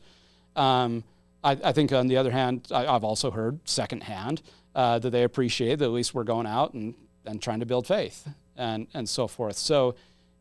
So functionally, does it let off some steam, and does it serve the church's purposes in that way? Yeah, maybe, but this is not a coordinated effort. Some would say just allowing you to publish through Deseret Book is the way that they make it kind of, it's their imprimatur, is once they've allowed your books to be published there, that sends out the signal to stakes and wards and wherever that it's safe to bring you to those firesides. So it's a way to do it without formally doing it. Yeah, no, certainly. And that's one of the reasons, that's why I was glad that Deseret Book published Planted. It is that kind of informal imprimatur that makes these ideas safe. And other things, I think I'd say two other things. One is that religions change. They evolve, they grow. They're human institutions. And so the Church of Jesus Christ of Latter-day Saints in 2022 is different than it was in 1992 or in 1872. So institutions change, organizational priorities, leadership personalities, those all change. But then the second thing is that when people say like this isn't Mormonism, like what about Restoration? My book, Restoration. What isn't Mormon in there, right? I mean, it like I am Mormon to like my bones, bone marrow, DNA, like whatever, however far down you want to go. Every argument I make in that book, in Proclaim Peace and Planted, those are all Mormon arguments. And so do I recognize that it sounds different than the correlated McConkie Mormonism that I grew up with? Yeah, that's the point. Religions change. I mean, I'm not much of a consumer of, there's a certain line of books that are out there that basically just regurgitate general authority quotes, right? Fine. I mean, if that's what you like reading, great. Go for it. That's not what I'm interested in writing. And so for me, the point of a book is you have something new to say. And I think the Spirit continues to breathe new things into the world and into the church. If I'm a vehicle of doing that, I feel grateful for the opportunity. And so, point to an argument in one of those three books that isn't Mormon, and I'll retract it. Those are all very Mormon books. Yeah. But I think religious traditions are big, they're capacious, they're internally diverse. The great philosopher of religion, he's an evangelical, Alvin Plantinga. No, this was actually Alistair McIntyre. He said religious traditions are internal arguments. They're ongoing arguments with themselves. And so I never see a religious tradition as monolithic. If you tell me like this is what Islam is, I'll say, well, that's one thing that Islam is, but there's a billion Muslims out there, right? So yeah, and I would agree. Like if Woodstow and Talmage and Eyring had outlived Joseph Fielding Smith, we might have a very different Mormonism today. And this is where I'm a historian, right? Everything's about contingency. It's about human action, human agency. It's also where I'm deeply Mormon. It's where my Mormonism and my historical, being a historian meet up, is like this belief in agency, right? Obviously there's forces and structures and all kinds of things, but like I believe that humans do things. Humans make decisions, good decisions, bad decisions. They affect the course of history. And so religion is every institution, including the Church of Jesus Christ of Latter-day Saints, is constructed by human beings who made decisions along the way. Yeah. Some good, some bad, some inspired, some less so, some not at all, right? I mean, we build these things, which also means that we can change them. And as a Mormon, I believe that the Spirit can act in and through individuals and in and through the church in order for us to perfect the body of the saints. Yeah. I once asked James Carville what he thought of Karl Rove, and he said, inside the Beltway, we separate people into two categories. You're either making rain or you're being rained upon. You're either in the dialectic or you're impacted by the dialectic, but you kind of have to choose, right? Yeah. And you're choosing to be in the dialectic, right? Yeah, I mean, it's just it is a privilege. Margi brought this up earlier. I mean, I love being in the knowledge production industry. I mean, I am so grateful that I live in 21st century America, where I have the luxury of being a professor, right, of history, and to be in a place with the kind of security, stability, comfort, luxury to be able to think for a living, and then for me to be able to apply that to my religious life as well, as opposed to, a subsistence farmer somewhere in the year 1100, right? I mean, is just starving all the time, right? I mean, so I am lucky every day that I get to do what I do professionally, and the way that then I get to bring that to my religious life too. Yeah. Another critique I've had, thank you for your answer so far. Another critique that I've felt or had is the following. One of my favorite passages in Restoration, I'll plug the book again. Everyone should buy it and read it or listen to it. I listen to it. You talk about how authority, even the church's authority, is kind of dependent on your Christ-likeness. I'm not using your words. Yeah. Do you want to say it more elegantly? Well, I think it's section 121 of the Doctrine and Covenants, right? No power or influence can or ought to be maintained except by kindness, gentleness, love, love unfeigned, all of those kinds of things. And I heard that even as far as the current LDS church leadership goes, their authority is only as good as the extent to which they're acting in a Christ-like way. Is that unfair characterization of what you wrote in the book? That's what the Lord said in section 121. Okay, good. Yeah. So here's my question / occasional critique. Like, Dallin H. Oakes is on record as saying it's wrong to criticize the brethren, even if the criticism's accurate. The church makes its members take an oath that they won't speak ill of the Lord's anointed. And Elder Oakes is also on record saying we neither seek nor offer apologies. To many of us, we read the past 40 or 50 years where the church has not only, encouraged, let's just say, certain racist ideologies, but in some senses has even fought the civil rights movement. They fought the Equal Rights Amendment and women's rights. They knowingly shut down truthful historical projects and initiatives like the Arrington administration because they saw that factual history was challenging faith. They excommunicated and silenced critics who were just, in many cases, faithful scholarly truth tellers. So there's a lot of harm, and not to mention the LGBT, stuff. And I could mention a ton of other things, the systemic child abuse and the cover-ups, and we could go on and on. There's a degree to which the church needs to follow its own steps of repentance that it taught us, to confess the sin, to forsake the sin, to make restitution for the sin, to stop it and to promise to do better, and then to change your behavior. And I'm sure I'm not alone. We're not alone.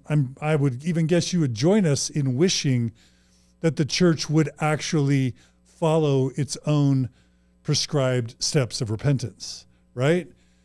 But as long as there are thoughtful progressives like you and the Givens and the Bushmans and the Flumans who are out there on the front lines, it's not the church that's answering questions about polyandry and peepstones and polygamy and excommunications, etc. It's not them that are answering the questions. It's y'all. And as long as you are all out there talking to the journalists, speaking at the firesides, writing the books, the brethren not only get off easy, but they don't have to ever follow their own steps of repentance, apologize, forsake, and fix things. And so sometimes I've had this feeling that as much as I love what you're all doing, who you are, what you stand for, and how much good you're doing, there's a part of me that sometimes felt like you're enabling their lack of accountability. Does that even seem, does my question make any sense? And is it deeply offensive? Can you see where I'm coming from? Yeah. Is there any even credibility to it? Yeah, not deeply. It would be really hard to offend me. Okay. But no, I think it's a good question. I think it's a fair question. So, and I think there's two parts to it. One, on the apology side. I mean, I'm on record. I was part of it. I was quoted by Peggy Fletcher Stack in an article. I mean, I think institutional, especially in this day and age, I think always, but especially in this day and age, institutional apologies can only enhance the moral authority of the institution. We've seen the way that Pope Francis just did this in Canada about the Catholic indigenous boarding schools and so forth. I think I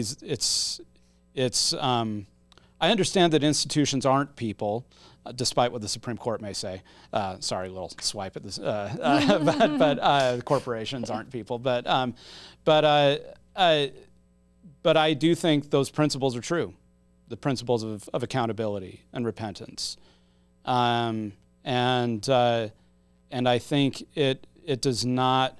I understand. I mean, we all feel this personally, right? What happens if I admit I'm wrong about something, right? That is hard to do. Are people not going to like me? Are people going to think less of me? Right? I mean, it's all those feelings that come with that, and you can take a reputational hit, right?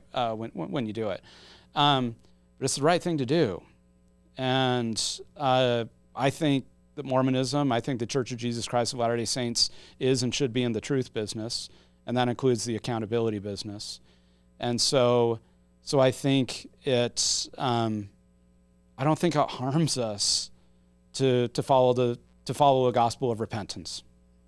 I think it applies to the collective body of Christ as much as it applies to the individual within the body of Christ. So I'd like to see more of that. And I don't think it would hurt the church. I think it would, and I actually don't even care about the outcomes. I don't care if it grows the church, shrinks the church. It's the right thing to do. So I wish we saw more of that. Now do I and my ilk, do we provide cover for the brethren on this? I can see that, but I think also, and I mean this with all respect to the general authorities, but I think I have a skill set that most of them don't have. I'm a trained historian. Most of them aren't. They're not theologians. They're not called to be theologians. They're called to be general authorities of the Church of Jesus Christ of Latter-day Saints. They're called to run and administer this enormous global enterprise. Part of that, of course, is a very deep ministry, but they're not theologians. Theology is a different kind of work that most of them are not trained for. We don't train theologians professionally within our tradition. We've had a little bit of an anti-theological bias. That's starting to change, fortunately, in this century. So we actually have real deal theologians. I just play like one sometimes. But they're not trained theologians.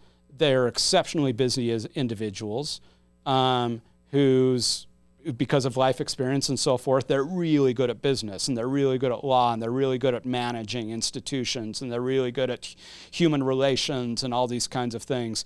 They're not trained theologians. So I think this is true of every church in the history of churches. Every religious, they need their theologians. They need an independent class of people who are not in charge of running. I do not want to run the institution, right?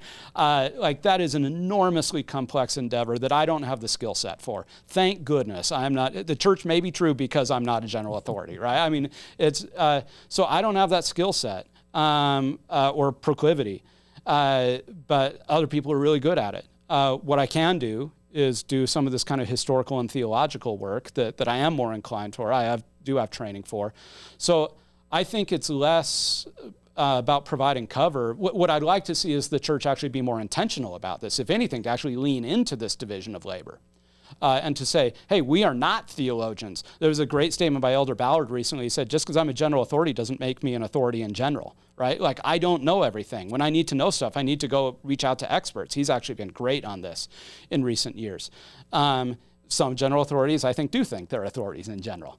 But we need a professional class of historians. They do stuff that general authorities can't. We need a professional class of theologians. They do stuff that general authorities can't. It's not about providing cover. It's about complementary skill sets. One is meant to administer and run the church. The other is meant to think for the church. Are you able to say if it bothers you that they keep calling lawyers as church historians versus historians? No. I mean, again, they are, and they would be the first to say, every single one of them has said, I'm not a historian, right? They're saying, I am here to run the department of church history, right? But the real experts, I mean, actually Elder McKay, who's the new church historian, just had to put out a video where he said this very thing. He said, I'm not the expert. The experts work here. Like, these are the dozens or however many employees they've got. He said, they're the real experts. I'm just here to run the thing, right? So that doesn't bother me at all. I mean, no, because especially because they've been so good recently. It hasn't always been this way in the past, right? Leonard Arrington ran into this, right? But are you kidding me? Marlon Jensen, Steve Snow, right? Elder Curtis. I haven't met Elder McKay, right? These are men who are curious. They are smart. They know what they know. They know what they don't know. They defer to the historians. They said, like, you do the historical work, right? A lot of what they do, from what they've told me, is they're the ones who have to translate the work of the historians to the rest of the church bureaucracy and advocate for the historians and advocate for why this project matters, why it matters for us to publish all this stuff that's going to make people mad. Interesting. So and I don't think I'm speaking out of turn here. I love and respect Leonard Arrington. I hold the Leonard Arrington chair. He was not a diplomat. He was not as good at navigating the church bureaucracy Administratively. He was a historian through and through. Interesting. Right? and this is why higher ed is a mess, because it's all academics running it, right? I mean, and so let's let the managers be the managers, and let's let the historians be the historians. And Elder Jensen, Elder Snow, Elder Curtis, now Elder McKay, they are effective, and it's different than Arrington's era, because they're the ones who are able to advocate for the work of the historians to the rest of the bureaucracy. That's, that what you just said is really valuable, because all these, let's just say ex-Mormon Reddit, they'd sneer at attorneys continually. I have at attorneys continually being called as the head of church history, thinking that there's some legal conspiracy or some admission of guilt or whatever. It's really valuable to have a faithful historian actually endorse it. And I sense sincerity, not that I'm a judge, but like, you should be the one saying, you as a faithful Mormon historian should be the one saying whether that's a problem. Well, and that's, so they're, at least within the structure now, and this has been basically since Elder Jensen, everything's changed in the past 20 years. It was different in the Arrington era. But now you've got the church historian and recorder. That's a general authority position. It's a 70. Again, they're in charge of the church history department. But then you've got the executive director, of the church history department. Right now it's Matt Groh. And Matt Groh got his PhD in history with me at Notre Dame. Matt is an amazing historian. So he is the historian and supervises all the work. I mean, if you look at the roster of people working in the church history department right now, it would be one of the strongest history departments in the entire country if it were an academic department, just based on the degrees, the training, the credentialing, all that kind of stuff. They've hired amazing. The really crappy job market has been great for the church history, because all these people intended to get academic jobs. They ended up working for the church history department. And so you've always had the general authority head of it, and then you've got the executive director, who's a real live practicing historian.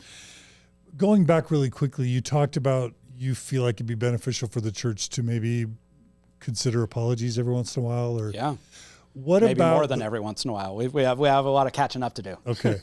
What about the culture of not being able to criticize leadership? I mean, if I had a rule where no one in the ex-Mormon community could criticize me, or if we had a president, of the United States where you weren't allowed to criticize, I would guess you would think that is deeply problematic. Yeah. Do you see that as, are you even able to say, if you think that's deeply problematic, that we can't criticize general authorities without getting in big trouble? Yeah, I think for any institution, it's a problem. I've actually talked to senior executives, from the corporate world, who have said that they have observed this in their worlds. They said, I've known CEOs who didn't allow for any dissent, didn't allow for any criticism, and those are bad CEOs, and you see the effect in the institutions. And I know other CEOs that they say, if I haven't received criticism within the first hour of getting to work, I'm not doing my job, right? Internal criticisms, right? And so I think I know where, as a historian, I know where it comes from within the church, not just within the temple rituals, but just within an intense. I think it really comes out of the 19th century, this feeling of persecution and the need for loyalty to stick together, right? Literally, circle the wagons to protect from the outsiders. So I understand where it comes from. And like anything, virtues taken to an excess can become a vice.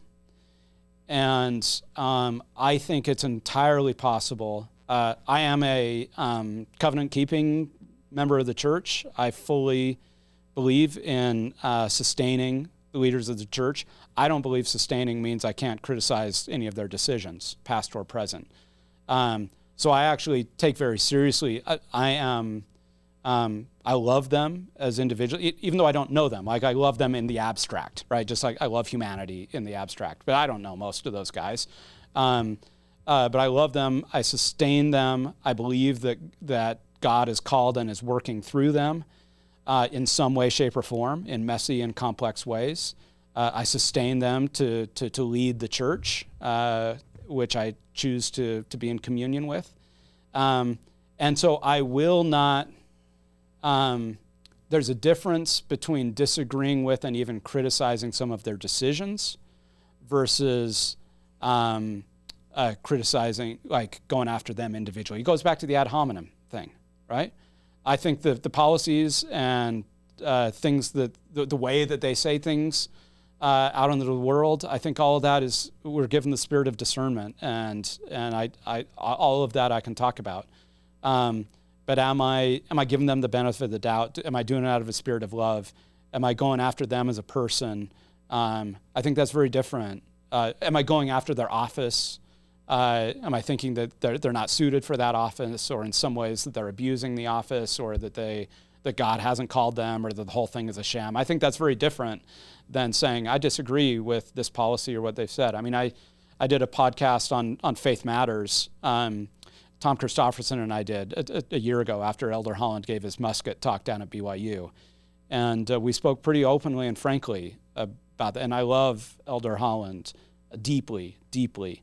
But I had real problems with what he said in that talk, and I said it publicly. And I hoped what Tom and I both tried to do is to couch that within sustaining him, wanting the best for him, loving him, giving him the benefit of the doubt, trying to understand his heart and also the difficult position that he's in. So doing all that hard work while also saying what he said really hurt. Yeah. And I frankly disagree.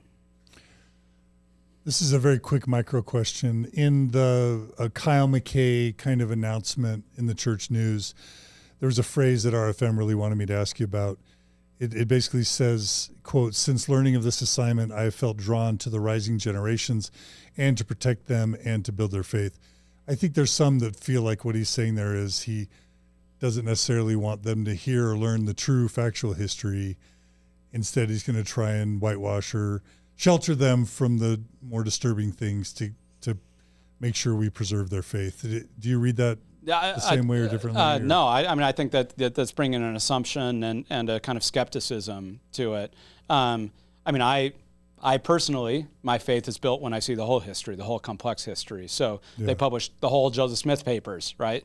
Everything, every document.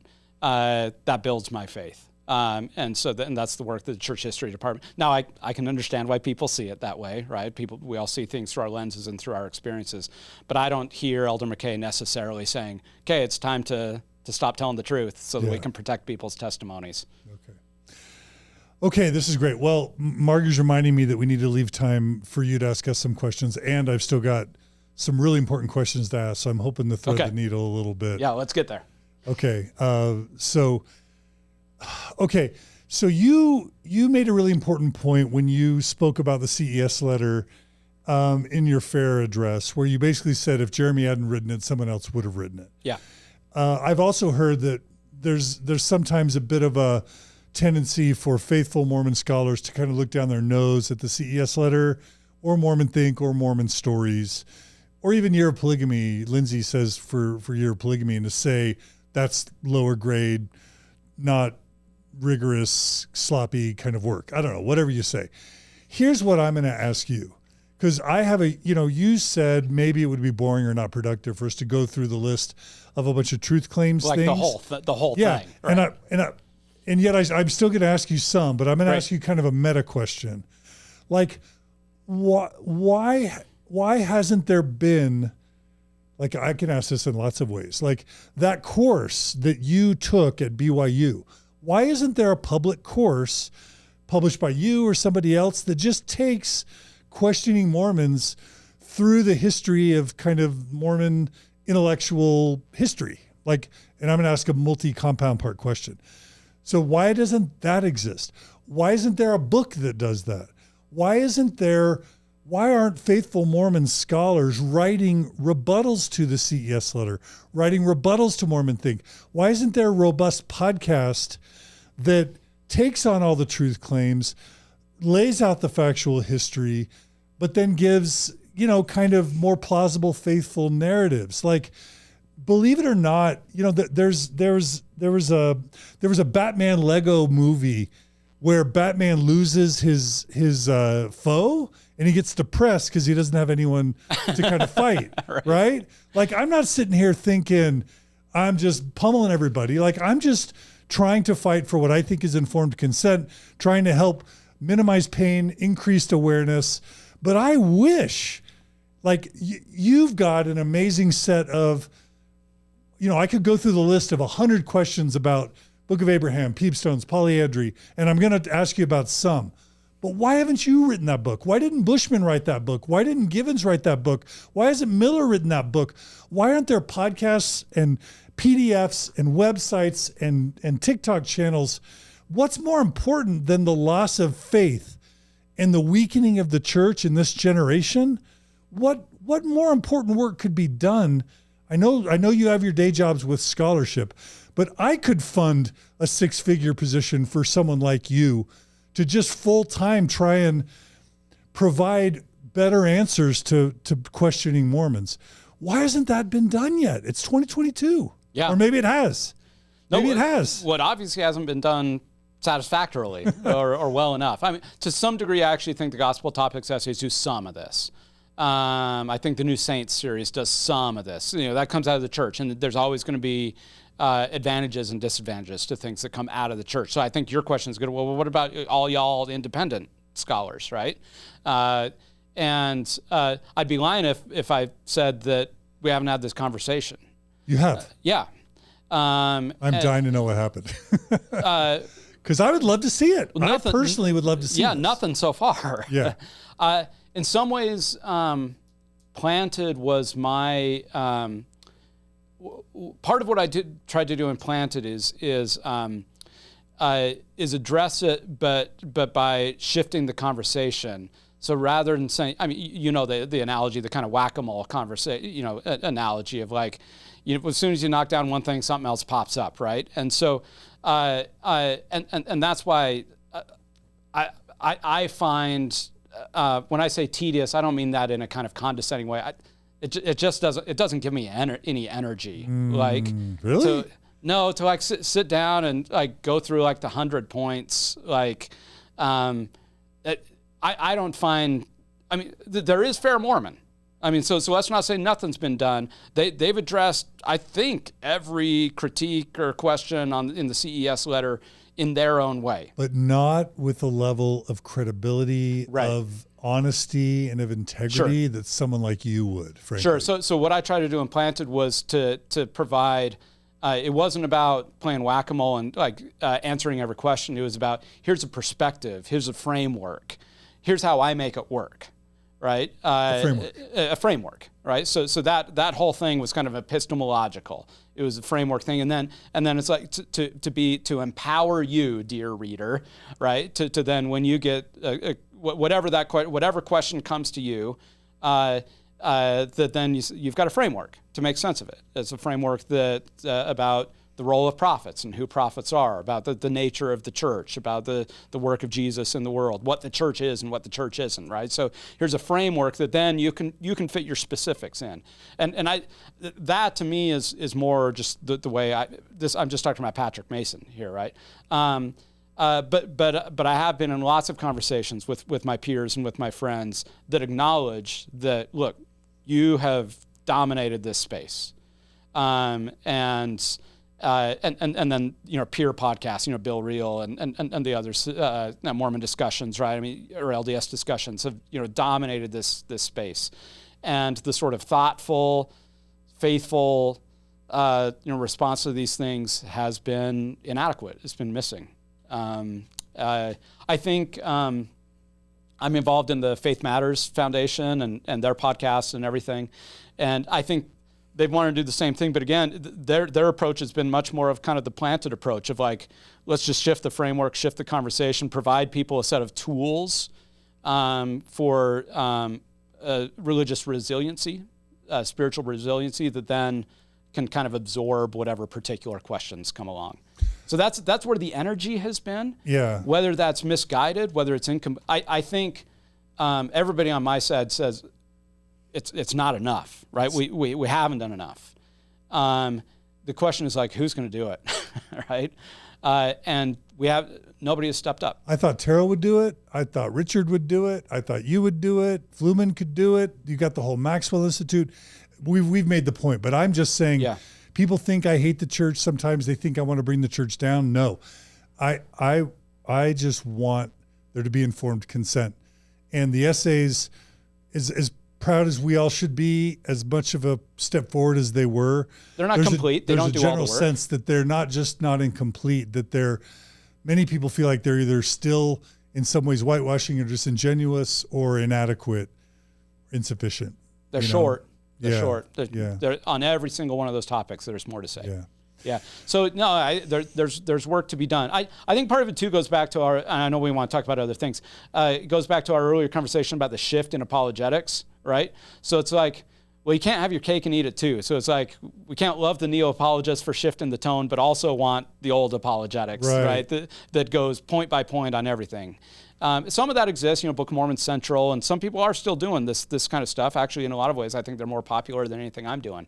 But it's two different styles doing two different things, and so I'm not interested in just fair. Personally. That's fair. I'm just not interested in a world where life is short and I've only got so many hours in the day. That's not where I've chosen so far to spend my energy. And that's totally your call. I'll say two quick things in response, and then we'll jump to some other questions. I know you don't mean this, but to compare it to whack-a-mole is probably hurtful or minimizing to those of us who see these issues as really significant and credible and meaningful and real. I know you don't mean it that way, but whack-a-mole's a game that's sort of pointless. Right. But like whether the Book of Abraham is an accurate translation as it was claimed, whether the first vision, whether those changes and alterations over time reflect dishonesty or a genuine experience, those are central to what many people give their entire lives to, 10% of their income. Yeah. So I don't mean to be preaching at you. No, and I don't mean it as a. Yeah. Thanks for calling that out, and I don't mean it that way. I think there's a sense sometimes, and all that I mean by the analogy is it's never enough, right? And sure, it'll never be enough. It'll never be enough. Of course, because you can't prove faith at the end of the day. Exactly. Yeah, I get that. Yeah. Okay, the second thing I was just going to say is that I can't think of a more important work. At the end of the day, whoever it is out there, helping people not abandon the thing that you believe is the most important thing in the world. Yeah. These are some of the things taken tens or hundreds of thousands of people out of God's one true church. I understand if you're just not into it or interested. No, well, I mean, it's just hard. If you've got answers, Patrick Mason, I care about you. I trust you. I think you're smart and honest and credible. So if you've been able to resolve my top 40 issues, I want to know how you did it. How I did and I'm about to go into that. Yeah. But we don't have time. But I'm just telling you, I really want to know that. So I'm not accusing you of being selfish or whatever. Right. But I'm just telling you, if I really care and I've been excommunicated. Yeah. If I really care, there's a lot of people that would really, and I'm not trying to persuade you. No, You're just a sitting in a chair. I'm talking to a lot of people, right? There's a lot of people that would really benefit from this information. And I'm not trying to take you beyond the woodshed. I hope you understand. No. Because we support boundaries here. We support healthy mental health practices. Yeah. I'm glad we've got the referee here. Margi is sitting in between the two of us. I take all of that. And it actually is, again, for me, my response to all this was planted, right? It's like framework, approach, right? And then whenever I do a fireside, and oftentimes warden stakeholders are a little uncomfortable because they don't know me, right? I mean, I'm a guest in there, and I say, can we do Q&A at the end where everything is welcome? No question is out of bounds. And so it's here's my planted framework, right? Here's kind of the big picture, the macro, the view from 30,000 feet, because I've only got an hour with you and I can't address all 40 questions in an hour, right? So I'm going to give you a framework approach. Sure. And then, okay, it's Q&A time. So that's when Book of Abraham comes out. That's when polygamy comes out. That's when all these, and so then I'll give specific answers to specific questions. So I've, not trying to defend myself too much, but I've given, I don't know how many hours I've given to that kind of work, right? And so I'm not afraid of answering those specific questions. But we were talking at lunch about how hard it is to write a book. Yeah, it's hard. And that's been, and I'm not going to start Mormon stories, the opposite, right? I mean, you've given your life to this for 20 years, right? That's not what I'm going to do for the next 20 years. So what I do is not enough. It's what I can give right now. Yeah, and you've given more than pretty much anyone, so I don't want to sound ungrateful for what you have given. Well, actually, what I'm hearing from you is actually the reason why I wrote, planted, and did all this. It's why I still do this stuff. Like, I mean, every time I go give a fireside, that's a night I'm not at home with my family. Or getting paid. Right? I'm definitely not getting paid, so right? real. I'm usually paying my own gas, right? I mean, maybe they give me some cookies at the end or something like that, right? Yeah. And so for me, this is, as a Latter-day Saint, for me, this is consecration. This is me living my temple covenants. And so, and I take that really seriously. Other people consecrate in other ways. I don't have any money to give. I have a little bit of brain power to give. So that's me doing it. So, but what I hear from you is not adversarial. I hear from you that is the same thing. It's that look in the woman's eye that got me to rope planted. It's like, where are the answers, right? Who's going to do this? Yeah. Right. And I want people on my side to, when they feel called, and with the tools, I want them to do what you've asked for. Because for some people, the framework approach is going to be just what they need, right? Other people need specific answers to specific questions. Yeah. I haven't done very much to do that. Yeah. Well, believe it or not, it comes from a place of love for the church and for the Mormon people that I am even asking these questions. Yeah. And people get mad at me when I say I still have love for the church and for Mormon people, but that's why I'm asking. Okay, we're gonna have to do a firing round. Okay, lightning round. Okay. Yeah. So, really quickly, Old Testament. I'm against firing rounds, but we'll do lightning rounds. So I'm doing a series with this guy named Mike, who runs a website called LDS Discussions, and we're taking on like 40 or 50 of the top problems with the church's truth claims and digging into each one. And we've covered, as far as the Old Testament goes, evolution, literal Adam and Eve, Tower of Babel, like Noah and the flood.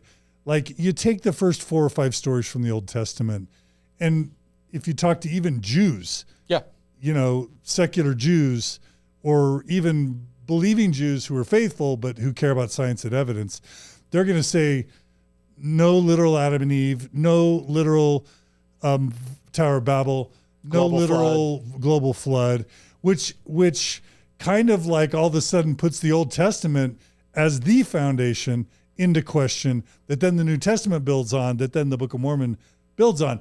And I disagree with that, but I'm with you. Keep going. No. I'll lay out the thesis, the premise. Yep.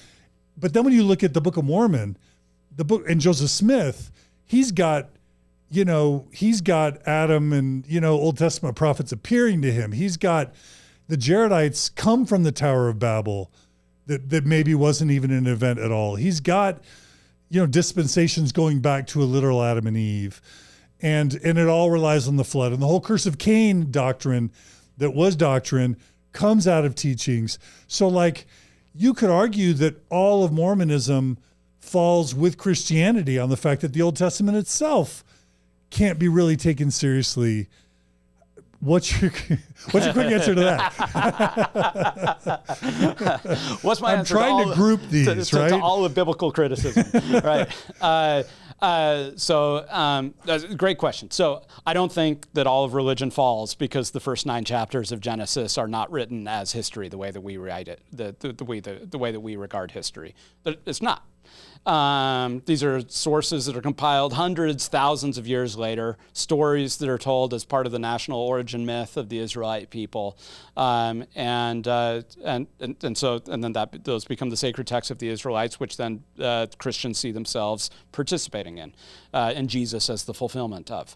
And then Mormonism comes along and sees itself as the restoration of the work that Jesus initiated, and that goes all the way back. So no doubt, all along the way, throughout all of that, most of those folks, until the last 150 years, thought that was all literal historical truth in the same way that we think that George Washington and Abraham Lincoln are literal historical truth, right? We know better now, or we know differently. In some ways, we know differently, but we also, we're also, I think we should and this is where biblical criticism and biblical scholarship, we should be paying so much more attention to this as Latter-day Saints, to be able to know what these texts are, the problems with these texts, the challenges with authorship, but also what these texts were meant to do and be, the functions that they serve. And so I have no problem with any of that. I don't read the Old Testament as a history textbook, especially not pre-David. And what it is it's a story about the covenant relationship between God and Israel that then does become fulfilled in Jesus. And the New Testament carries it along. So now, did Joseph Smith think that all that was literal history? By every indication, yes, absolutely. Just like every other 19th, almost, not Tom Paine and a few other people, but most 19th century Americans, that they all just assumed it was all literally historically true. Then you get somebody like Brigham Young coming along, and actually Brigham Young is not convinced of that at all. Phil Barlow's book, Mormons and the Bible, is great on showing this, that Brigham Young was not at all committed to the literal historical truth of the Bible. He called a lot of them, he called them like baby stories or something like that. He said, I'm not committed to those things. He had and I'd be interested in knowing more about like where this is coming from for Brigham Young. But even among 19th century Americans, there was this, it was an option to say, I believe the Bible is the Word of God. I don't believe it's all historical, literal truth. But I think Joseph Smith did think it was literal, historical truth. I think the Book of Mormon clearly operates with the assumption that these things happened. And I think that's constant, whether you believe that in some ways it's a product of Joseph Smith or whether it's a product of ancient Nephite writers who would have assumed that it was all historically true. Or some mesh of the two, that I think you can make sense of the fact that early restoration documents, revelations, etc. There's a kind of that the early Bible, that the Pentateuch has a kind of functional historicity about it, and for them it was beyond functional. It was just like actually, literally historical. But I think all there's lots more to say. But you can follow up in terms of where you want to go from there. So why isn't it as simple as no Tower of Babel, which means no Jaredites, which means the Book of Mormon proven wrong just by that fact alone?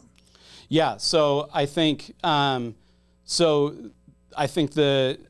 Book of Ether can be lots of people understand the Book of Mormon as a kind of midrash commentary on the Bible, and so I think the Book of Mormon, the Book of Ether with the Jaredite story, it's engaging with that with the Tower of Babel story, the way that the way that lots of Talmudic scholarship would do and other things. So it's like, okay, here's a story. We're going to build a story upon a story, and in order to draw out.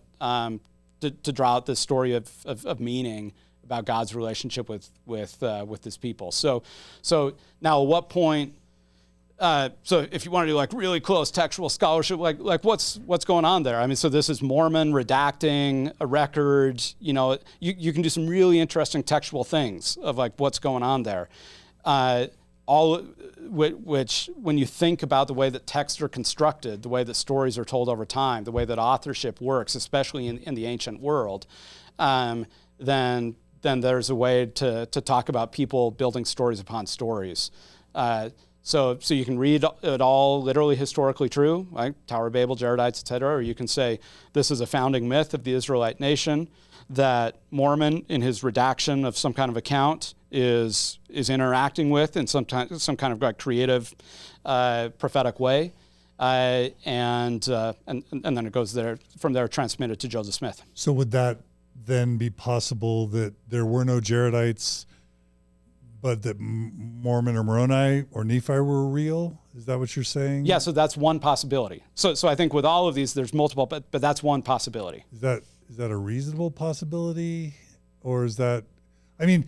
We're always trying to like figure out what's like that's plausible. Yep. versus like stretching things beyond what's reasonable. Well, there's also, I'm perfectly comfortable with Joseph Smith being an active participant in the creation, the composition of the Book of Mormon. And so what I can't do, and I've never been persuaded yet by anybody who can point exactly to which words are Joseph Smith and which words aren't.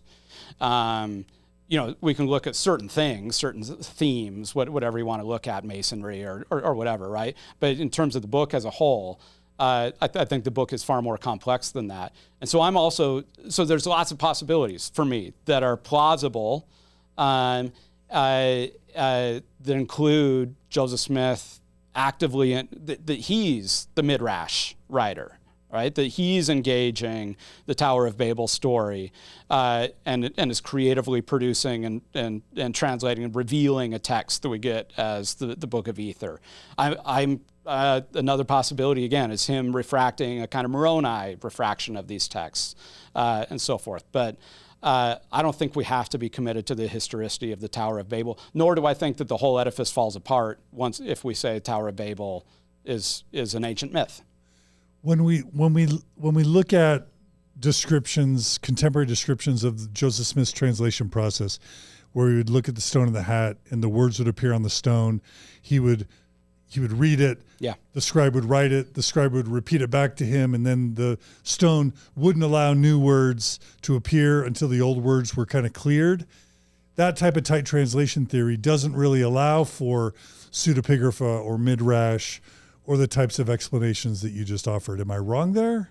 No, but that's one account of what was happening, right? And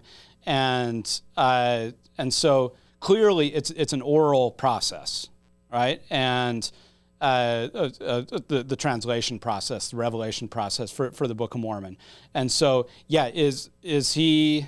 I have to say, like, I personally, and I have a lot of agnosticism about that, because I think the sources are sometimes contradictory with one another about the process. They also leave a ton of gaps in terms of like what was actually happening in that hat or in that room. And so I'm personally, some people have settled on a particular theory, right? And they're pretty sure they know how it all happened. I'm not one of those people. Okay. So I think you're right. If we go all the way down the road with one particular source or something like that, then that's going to foreclose other possibilities. But I see a lot of give and take within the primary sources that we have, the documents that we have. I never want to argue with the facts, right? So here's the source that we have. Let's establish a baseline of those things. I see in that translation process, I still see a ton of gaps that remain unaccounted for. Mm-hmm. And so do you account for it in terms of fraudulent behavior, knowing a kind of literary composition, a religious genius, or inspiration, right? How do you fill those gaps? People have lots of different theories for how to do that. When you look at all the signs that the Book of Mormon is such heavily influenced as a 19th century document, the mound builder myth built into it, Joseph Smith's own biography apparently built into it, the Masonic stuff, the Second Nephi, all the King James Bible that appears in there. I could go on and on for all the 19th century influence, all the Protestant sermons and the Protestant issues of the day that Joseph would have been exposed to. We've got ancient Americans talking about baptism by immersion. Right. Like, it just, if you take that, it screams fan fictions, Christian fan fiction's insulting, but like it screams some sort of fictional work, right? You can still say inspired, but certainly a 19th century fictional production. Then you add to that the fact that the Book of Abraham Egyptian papyrus has been translated and no correlation. Then you add to that now what we know about the book of the revised inspired version of the Bible, King James translation. That's the Adam Clark commentary influenced. The Kinderhook plates. If you add in sort of every attempt Joseph had at translating, it looks as though he was never translating. It starts to beg the question as to whether there's something going on there that isn't what we were all told.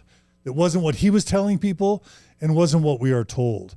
And so you can go to Midrash or pseudepigrapha or inspired catalyst theory, revelation kind of things, but that feels like a bait and switch, because we were all told he was a prophet, seer, revelator, and translator. That was the original Doctrine and Covenants thing, right? We were told he was translating ancient records, that he had a command. He told us he could read Egyptian through whatever process he could. And now we find out in every instance, not only was he never apparently able to successfully translate, but then the Book of Mormon itself seems so heavily 19th century informed. Like, if I produced those same types of scriptures, or if I claimed to translate Egyptian papyrus and then later it was disproven, you and your friends would say, well, John's a fraud. But then when Joseph does it, I would say, because of your parents and your heritage and your family and your community and all the other influences, you and other faithful scholars are going to come up with a million reasons why it's still possibly inspired by God. When I think a lot of other people would just go, there's something wrong here. There's something fishy. Can you help? I know that's not even really a question. Yeah. But you can understand what totally. I'm trying to get to, right? Totally. And then what's your why not just say, you know what? Too many explanations. The Occam's razor, the simplest explanation is he was making it all up. Because for me, I don't believe that. I don't believe that the simplest explanation for the Book of Mormon is he made it up. And I am personally unconvinced. I don't see a grand theory that makes sense of the entire composition of the Book of Mormon. I see theories that make sense of this passage or this move or this particular thing. I don't see a theory that makes sense of the entire Book of Mormon, start to finish, with its intricacies and so forth. I'm not persuaded by any of them. And so are there lots of 19th century isms in the Book of Mormon? Patrick Mason, I'd say absolutely, yes. And there's two prevailing theories for that. One is that it was a book for, the ancient prophets. It was a book for modern times. It was never a book for the ancient Americas. It was a book for the modern world. So with prophetic insight, they were able to, to see those things and project those things into their writings. That's one theory.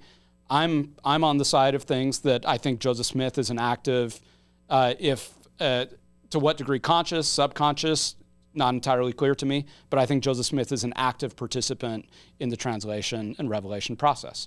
And so I see a lot of the 19th century America in the Book of Mormon.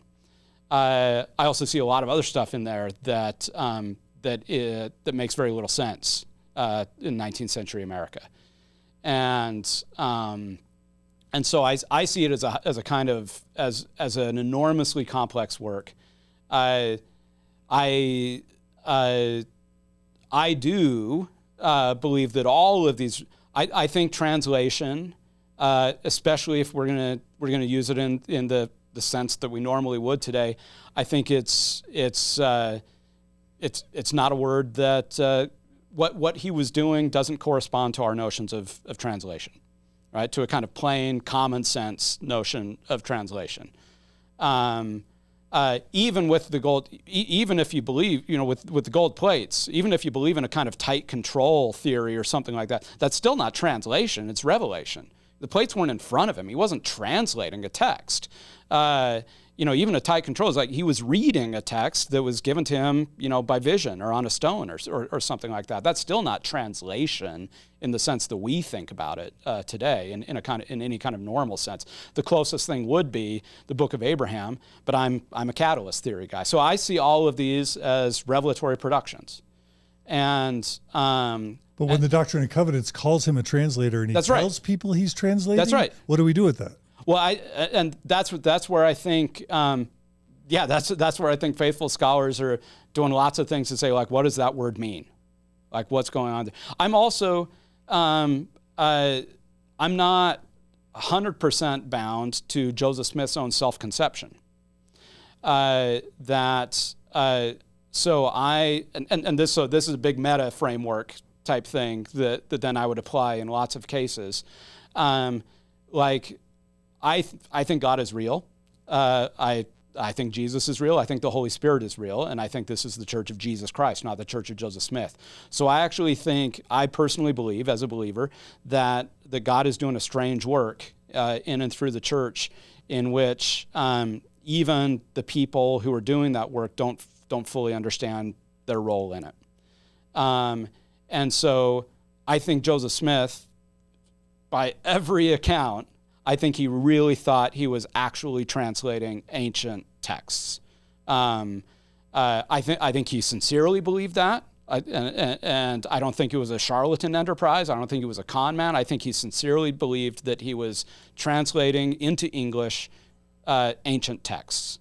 I think, as I look back on it, my understanding of what he was doing is different than even his own self-conception. And so I think the Holy Spirit does strange works in this world, and I think even Joseph Smith may not have fully, his own self-conception may have been different than the work of what was coming out of him. So I believe the Book of Abraham is an inspired, revealed text. I believe there are divine, inspired, revealed principles in the Book of Abraham. It is Scripture for me. That doesn't mean I'm not a Protestant. I don't believe in the inerrancy of Scripture. I think Scripture is shot through with contradictions and errors and all kinds of things. But that can happen at every stage of the work. But I'm not committed to the Book of Abraham being a one-to-one correspondence with text written in ancient hieroglyphics by the patriarch Abraham. How committed are you to an actual golden plates in Joseph's possession delivered by an angel, and actual Nephi and Moroni and Mormon historical figures? Yeah, so 100% I believe there were golden plates. I have no doubt about that. Delivered by an angel, I believe that. And again, outside the realm of what I can prove or disprove as a historian. So now we're in the realm of faith. I believe he saw visions of the angel Moroni that directed him to the gold plates. The actual reality of the gold plates, I think, is there's no dispute that there actually were gold. Where did the gold plates come from, right? Did he make them, or were they an ancient Nephite record? I think that's where we can start arguing about things.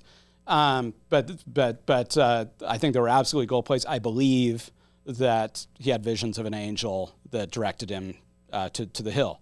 Actual Nephi and Alma and all of that. For me, again, historically, I think the jury is out. So far, there's not a lot of evidence that's piled up. I think there's some interesting stuff, the Nahum altar in Arabia, and I think there's some interesting things. All the parallels that people have, but parallels aren't evidence. And so that there's not yet a historically compelling case that's been made. So for me, the Book of Mormon functions as history. What I mean by that is when I talk about it, in a Sunday school class or whatever, let's say, Nephi did this, Alma did this, right? The same way that I could talk about any literary character or historical character or something like that. I mean, I could say this, let's say literary character, right? That Lady Macbeth did this, right? Now, that doesn't put me in the camp of I do not believe the Book of Mormon is history, because I think, again, jury's out.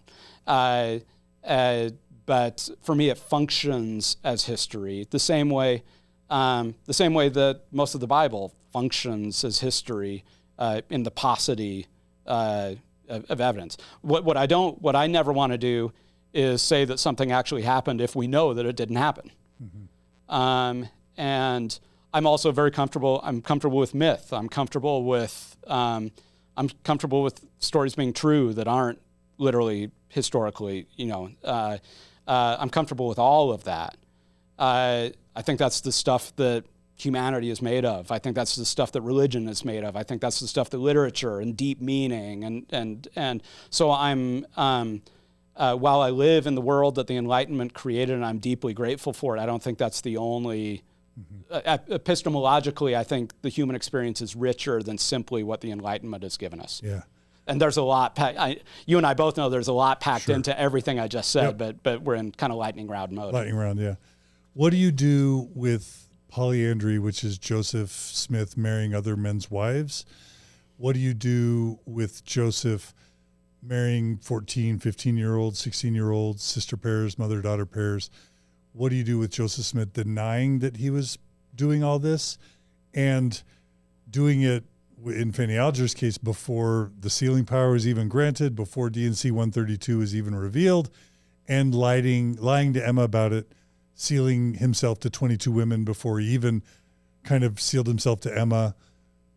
How do you make sense of all that and still have Joseph Smith be someone who's credible? Yeah, I don't like any of it. So I'm not committed to polygamy as a revealed principle. I'm intrigued by a sort of grasping at a critique of like 19th century family models. So kind of like, the way that other religious people were doing, like recognizing that there was something just about like this nuclear family that didn't quite capture the richness of divine and celestial relationships. So I think there's something to that, but I'm not committed to polygamy as a divinely revealed principle, and don't believe that I have to. And even though it's in D&C 132? Yeah, I just said I'm not an inerrantist when it comes to Scripture. And even with Section 132, there's lots of passages of Scripture in all four standard works where I could point to chapters and say, yeah, I think that's true. And then another passage where I'm like, I'm not committed to that. And people would say, oh, well, that's cafeteria or that's selective. I mean, that's all religion. We're all selective. Fundamentalism is an interpretive move. We all do interpretive moves when we come to Scripture. So this is sometimes one of my frustrations with critiques of religion or of Mormonism in general. It's like, hey, you don't hold to the fundamentalist view, right? Well, the fundamentalist view is constructed. People weren't fundamentalists until the late 19th century. That's an entirely modern way of reading Scripture, like that every word has to be true. I don't have to be a fundamentalist to be a believer in Scripture as God's revealed word. That's a totally modern construct. So I'm just not a fundamentalist when I come to Scripture. And I don't think that makes me a liberal or progressive or whatever. It actually puts me in a longer and deeper tradition of Jews and Christians reading the Bible than fundamentalists. Right. Margie says you have a question. Is it about polygamy specifically? No, it's for when you're kind of done with the lightning beliefs okay. part. I really want to hear your question, but I just have a couple more follow-ups. Yeah. I'm sorry. We're trying to do too much. I know. So Maven asked a question. She read a Q&A you gave at one point where it says, we are too quick to engage in slippery slope thinking. If a prophet was wrong about X, then how can I trust him about Y or Z? You wrote, she's attributing to you this saying that kind of reasoning won't get you through the first week of Philosophy 101. Our individual and institutional theologies need to be more mature, sophisticated, and resilient. Maven's question, if Joseph Smith lied about God commanding him to marry a bunch of vulnerable, and this is Maven's feeling a little bit spicy here. I got it. Okay. If Joseph Smith lied about God commanding him to marry a bunch of vulnerable women, I should say rightly, she feels spicy, and girls, I think I have every right to question any other, quote, revelation, close quote, from him, and I don't think that position deserves to be called unsophisticated. What would your response to me? I completely agree with her. Okay. What I'm saying, what I'm saying, 100%, I agree with her. She has every right to question then every other thing he said.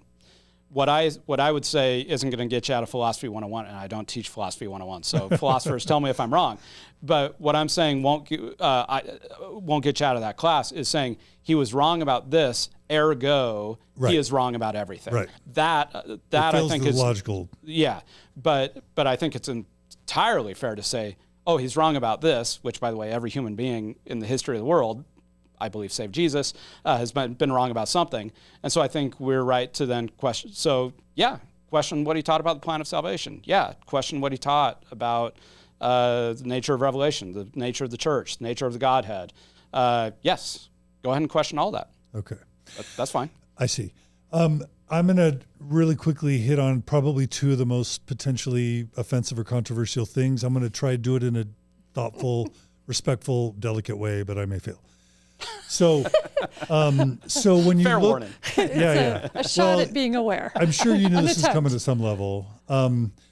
So when you look at Joseph Smith's behavior with sex, Yeah. right? And then you look at like Keith Raniere from, Nexium, or Warren Jeffs, or, David Koresh. Pick your, and I'm going to use the C word, pick your cult leader. And we're going to talk, that second question is going to be about the word cult. But when you think about some of the people most attested in our American history, it's some of these people, right? The bad guys are Keith Raniere, Yep. Warren Jeffs, etc. If you abstract all our context of singing songs about Joseph Smith, being taught that he's God's chosen prophet from the time we're a baby, mommy and daddy loving us in the context of us bearing our testimonies about Joseph Smith being true, all the social reinforcement of our leaders and our youth groups and scouting and everything and going on the mission. Like if you take all that context out and you just look at behavior, I think it's fair to say that there are differences in behavior between those different characters, L. Ron Hubbard, but like it is a super reasonable conclusion, in my opinion, if you are starting to go down that slope of saying Book of Abraham's a problem, Moses is a problem, like First Vision's a problem, Peepstones and a treasure digging, all those things are problems. Then you get to his sexual behavior. It's very easy, reasonable to then say there's sexual predation going on. If you're going to call it out on Bhagwan Sri Rajneesh or Jim Jones or David Koresh, you're holding, you're not holding Joseph Smith any different standard than you're holding the rest of them. So like in Mormonism, there's probably no more offensive thing than to sort of associate Joseph Smith with the idea of a predator in that way. But I think it's a really fair, you yourself said you're not really behind polygamy. So if you're not behind it, that means he's doing some really awful stuff with 14-year-old girls, my daughter's age.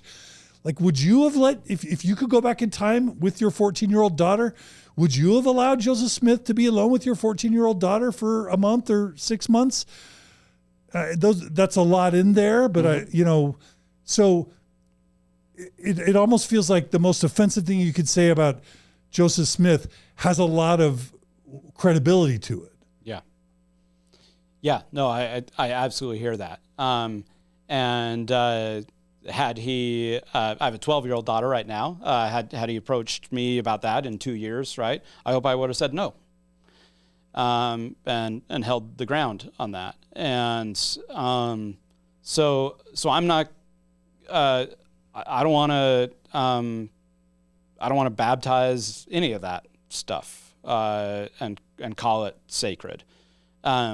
Later polygamy, as is practiced in Utah. I'm a little more generous toward, in the sense of, I read all these accounts of men and women who felt like deeply, who felt compelled to, not compelled in a coercive way, like felt like internally, like they felt like it was revealed to them to be the right thing. And I think it's complex. And it's like its relationship to proto-feminism and all that kind of stuff. I think there's a lot of really interesting conversations about Utah polygamy, even while recognizing all the abuse and hardship that happened there. Joseph Smith's polygamy, I don't want to put lipstick on a pig, and I don't like it. Again, I'm open to the idea of saying there's some kind of, we want to get at something about relationships that transcend just the kinds of nuclear families that we create here. Richard Bushman's famous line, Joseph Smith didn't lust after women, he lusted after kin. There's something to that, but he also slept with a lot of these women, right? It wasn't just like spiritual kinship networks or something like that, which I think would be kind of interesting, the way that lots of other cultures do big kinship networks, okay? What would that have looked like on a spiritual level? But that wasn't what he was he didn't stop there. right? And so I've got all those same kinds of questions. For what I'm able to do, and I recognize not everybody wants to do this, can do it, and this isn't about me being better, right? It's just like, I can do this, right? Whether I'm right or wrong. I can do this of saying, I don't agree with any of that stuff. I can even say, without putting myself in judgment of another human being, I can even say that a lot of that looks a whole lot like sin from my perspective. And yet, I also truly believe the Book of Mormon is the Word of God, and that Joseph Smith was the vehicle through which God, for whatever reason, made that happen. And I believe that, and you could say, well, that predates polygamy. I mean, you could do like the fallen prophet. You could do the fallen prophet move, right? Like Book of Mormon, okay. Once polygamy comes in, it's all wrong. I don't go that direction either, because I actually find something deeply true and meaningful about the King Follett sermon, right? And some of his other teachings in Nauvoo. So even at this very same time that he's practicing, that he's engaged in these sexual behaviors, that I find deeply disturbing and would even call out as sin, he's also revealing what I believe to be true principles about the nature of God, right? How does that work? For me, my framework on this is biblical, in the sense of, I'm an Old Testament guy, not in like the let's stone people type thing, but in the sense of, for me, the whole Old Testament is a story about God working through deeply flawed, deeply imperfect people we would find morally revolting, and yet somehow God is working through them, and this is a story about God's faithfulness to sinful humanity. I put Joseph Smith in that framework. I don't put Joseph Smith in a second savior framework. I don't believe that. I don't believe he's the second most righteous person in human history next to Jesus Christ. I don't believe that. The evidence, I'd put Mother Teresa closer to that, right? And I don't know, maybe lots of people, whatever the number is, right? I don't believe Joseph Smith was a prophet because he's a moral exemplar. I believe Joseph Smith was a prophet because God mysteriously and inexplicably revealed things about the nature of God, the nature of humanity, the nature of the universe through a very imperfect vessel named Joseph Smith. Yeah. And I think that power can go to people's heads. Yeah. I mean, those same people that didn't want you to come on my podcast because I cause doubts or questions, they believe and follow and give their lives to a guy that has done behavior that's, many would say, is truly reprehensible. And there's an irony there. And this about is where the pass that they're willing to give Joseph Smith. To the degree to which they're giving their lives and whatever to Joseph Smith, that's not what that's not the church that I think I'm in. I'm in the Church of Jesus Christ. So I'm giving my life in whatever imperfect way I can, my covenants of consecration that I've made and try to take seriously. To me, that's about Jesus Christ. And for me, Joseph Smith is a prophet, not a savior. Yeah, okay. And really quickly, that we had an interesting exchange on Twitter, private message, I think, where you took umbrage at the use of the word cult. And obviously, cult is one of the most offensive things that you could call. Nobody thinks they're in a cult. It's probably never productive to tell someone they're in a cult. I believe that. And yet, what do you call Scientology? What do you call the FLDS Church? What do you call Jehovah's Witnesses? You could call the high demand religion. I know that in academia, that's the tradition, but there's something about Nexium and Bhagwan Sri Rajneesh that's like its own category of horribleness. And so I think there's a place for the use of the word cult. And then if you take, again, away our social conditioning and programming and just look at the criteria that's been established by people like Stephen Hassan about what a cult is, the BITE model, or Luna Lindsay Corbden's Recovering Agency book of the 31 flavors of undue influence. There are patterns of undue influence that qualify organizations or leaders as cult-like. And so, like, I know, I think you said once you have a Scientology friend and you've talked to him about the relationship of the word. But number one, isn't it fair to use the word cult in some context? And if so, why does, taking away, being as objective as you can be, why doesn't Mormonism on some level, either past or present, still qualify? Yeah.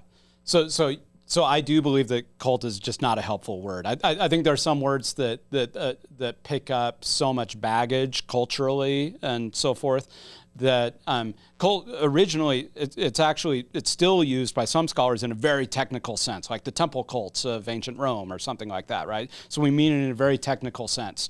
But then it got picked up and it now has all this cultural baggage, and so it's only pejorative. So when we talk about the temple cults of ancient Rome or ancient Mesopotamia, that's just a neutral category, right? There's a cultus around it and so forth. But now it's always a pejorative. It's loaded with all this baggage. I just find it to be entirely unuseful in that sense. Now, if anybody would come to this by itself is not going to be a satisfactory answer, but it's going to be part of something longer. If you come to my ward, the Lundstrom Park ward, on any given Sunday or a whole month of Sundays, I challenge anybody to show me what cult-like behavior is going on there.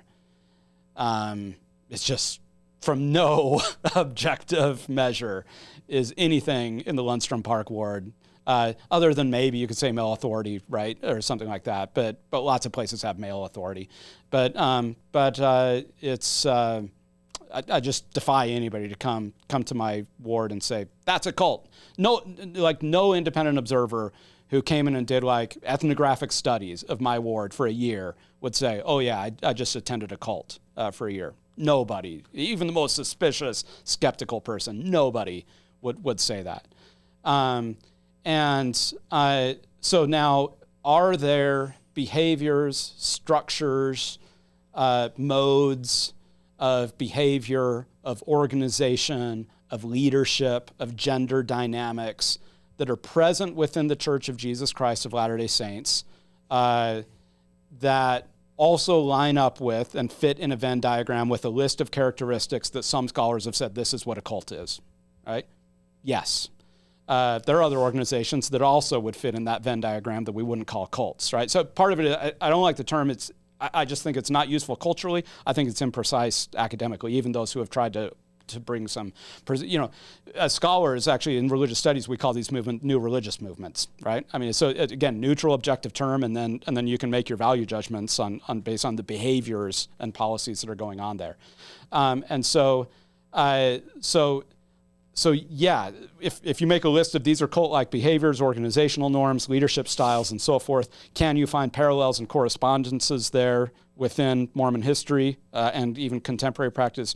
Sure, yes, you can. You could also list like here are the characteristics of the best organizations in the world, right? And the best ways to organize your society, and you could line those up with things that happen in the Church of Jesus Christ of Latter-day Saints too. So I personally, I don't belong to a cult. Again, as you said, nobody says they belong to a cult. I don't belong to a cult. I don't believe any reasonable observer of virtually any, of what's going on grassroots in terms of the day-to-day living out of Mormonism by most people. Again, it's their behavior by individuals, by the macro institution that lines up with a list of categories that the people are going to say that's a cult. Yeah, sure. But I think the converse is true too. So I find it not analytically useful. Yeah. And then emotionally pejorative. Yeah. So, Margi, you've been waiting patiently. What question did you have? Is it a good time? Yeah. Okay, so my question is around, I feel like through the interview, I'm getting like a good sense of like building a little bit of your belief, your experience. So my question is around, as you've been talking about your beliefs, really centered around Jesus Christ, what it means to you, what you've talked about like baptizing things, and I don't baptize that, or I don't, recognizing also, how do I want to say this? Your experience being, quite, I know we've talked about privileged, but also like at a distance from some harm. Like some of the things that were happening, you were out of the country, or it didn't really touch you, you didn't know people, or you didn't happen to have a family member, or I actually don't know that that's true. You just haven't mentioned it, so hopefully that's true. I do have gay family members. Do you? Yeah, yeah. Okay, so thanks for naming like that assumption. But this idea of this idea of belief and then your personal experience, right? So let me reframe that around being white, cis, like having that amount of privilege as you're walking the path, right, of Mormonism. I'm just curious if it's like being in a family, this idea of being in a church a little bit, and your experience is positive. You're like, I'm good. This has worked for me. This is positive. But the practice of being part of that family system or that system, you're looking around at your other family members and you're good. But it's like you're seeing people, you're hearing about firsthand accounts or seeing people be sexually abused while at church, or, you know, LGBTQIA kids or human beings being really ostracized, or women really feeling a lot of shame or a pressure of, I'm curious, like, what you do, how you reconcile, how you navigate this sense of like, I sense the purity in you. I sense this idea of like, this is what it means to me in my experience and these moments of clarity where I feel close to God, or I feel like how do you reconcile the beauty of that, the love that you feel from that, with your participation then of so much harm? Like, you're not your participation yourself, but like that you're looking around in this place that on some level is intertwined with the beliefs and saying, why is there so much suffering here in the birth of these ideas or beliefs? Like, what does your brain do? And is that something you carry?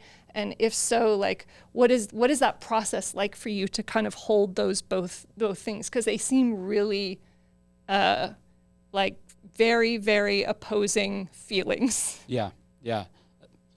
You're really good at asking questions. You are too, John. But that's a really good question. For me, it's I do feel that burden. I've felt it. I've come to feel it even more keenly over the last few years as I've heard and tried to enter into other people's experiences and empathize as much as I can. I think we live in a broken world. And for me, my church is not immune from any of that brokenness. I think it heals some of that brokenness, and it creates other forms of brokenness. I think there's nothing about the Church of Jesus Christ of Latter-day Saints that makes it so special that it's somehow immune from the human condition. I want it to be better. I believe that that God is working in and through this church, not only in and through this church, not by a long shot. I have a whole chapter on that in Restoration. But I do believe, I feel the Holy Spirit working in and through this church. And I wish we as broken people were more open and receptive to the Spirit's strivings with us so that we could make the church more of a place of healing rather than a brokenness. I don't want it.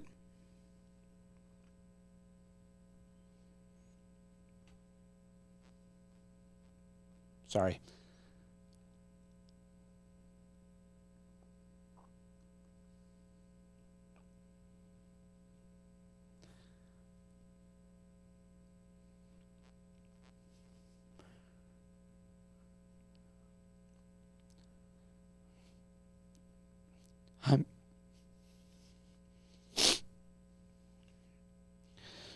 I'm so sad that this church that I love so much, that I've given so much to, and that has given more back to me, has hurt a lot of people that I know and love, and even more people that I don't know. And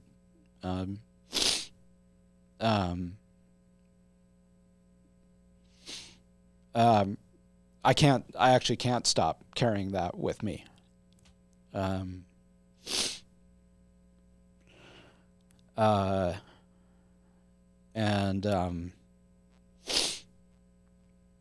I want it to be better, and it's not yet. And when we take steps backward, like we sometimes do, I'm really frustrated.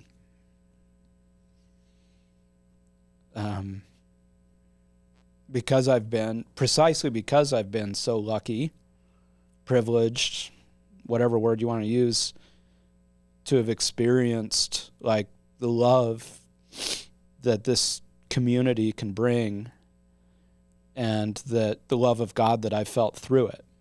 And so when we have fallen short of that, which we regularly do, in some cases systemically do, I'm really sad about that, and sorry.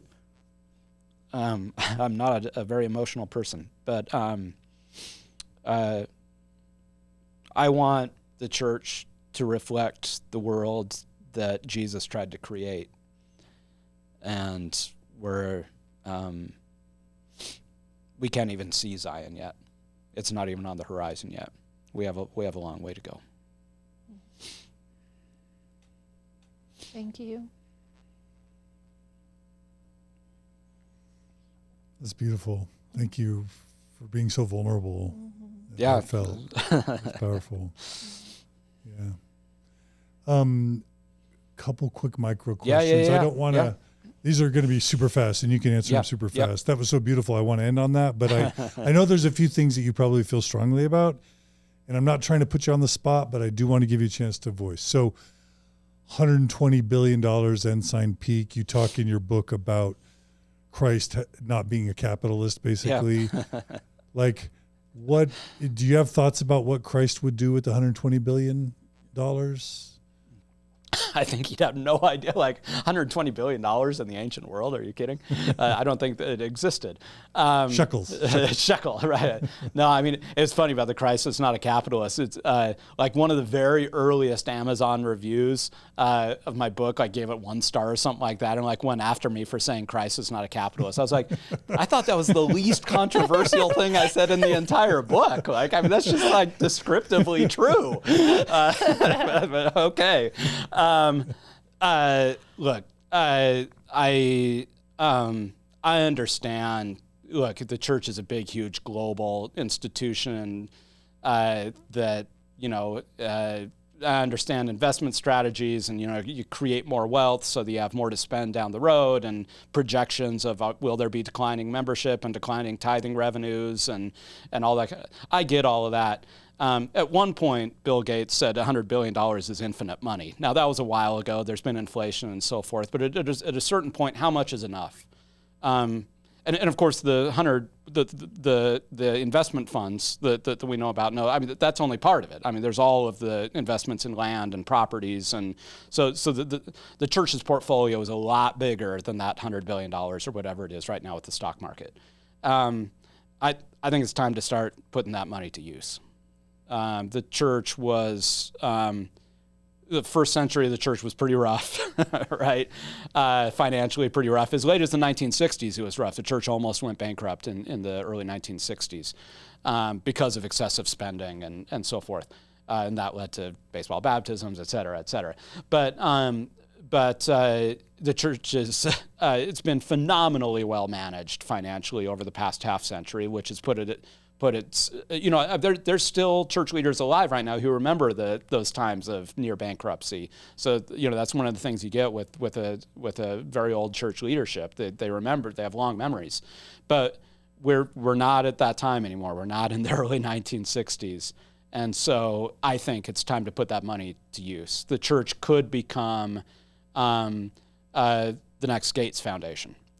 I don't think the church should only turn into an NGO. It's still a church, right? I believe in building chapels. I believe in building temples. I believe in, doing all that kind of stuff. Okay, let's keep doing all that, right? Do we, at whatever scale is appropriate. But even after you do all that, there's a lot of money left over. And And so I hope now, like, I hope we wake up. I'm glad for that reporting. I'm glad that we know a little bit more now about the church's finances than we used to. And so I hope that there's a little bit of pressure, internal and external. And so I hope there's conversations happening in church headquarters right now to say, how can we put that money to use? I believe the people in church headquarters are deeply good, sincere people, right? I think they want to do good in the world. I also think that we're all trapped within the kind of lenses and assumptions and jobs that we have. Okay, let's say all that's fine. Maybe this shook things up a little bit. I would love to see the LDS Church become the next Gates Foundation. Think how much power, like how much good could be done, right? How much good? Take half of that, right? I'll take 60 billion, right? You know, whatever. Yeah. Oh man. Did you see the homeless just in Salt Lake City? The homeless. And the church does so much good around. It does real good. I mean, I like some of the humanitarian programs, other things. The church's welfare system is great, in many ways, not perfect. I mean, the church does so much good. Think how if we could scale that, and think if we had the right vision. And I've talked with some people in the humanitarian services department of the church who do have the right vision. They fit within a bureaucracy. They're not the final decision makers. Think how much good could be done for the world. Yeah. It would be amazing. Do you think whenever a bishop has the discretion to be a mandatory reporter on sexual abuse of a child, that the bishop should default to reporting versus what Kurt McConkie seems to have been advising, which is the default to not reporting when they have a choice? Unquestionably, yes. When you look at the Boy Scouts of America, 80,000 victims have claimed abuse, and that's just who have claimed abuse, and 40% of the troops were LDS. Add to that what we know about all the reports of child abuse throughout the church. Do you see a problem with systemic child sexual abuse in the history of the Mormon Church? It's probably a brutal question. It is a brutal question, but it's a brutal reality, right, of any sex abuse of anyone, but especially a minor. I mean, I think of all the nice things Jesus said. He didn't have nice things to say about people who abuse children. So I have no idea what those numbers look like. I would hope that on average LDS troops were better than other troops. But even so, I mean, there's going to be cases out there. There's cases that have not yet been reported. I have no doubt of that. The size, the scale, the scope. I don't know. I think it will come out at some point, starting to slowly.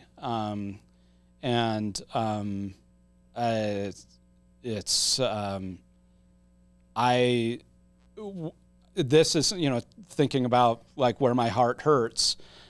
This is just something like, let's just fix it like right now, right? We will never eradicate sex abuse out of the church any more than we will out of the human condition, right? I mean, there are just human beings in the LDS church. So Mormons will do bad things.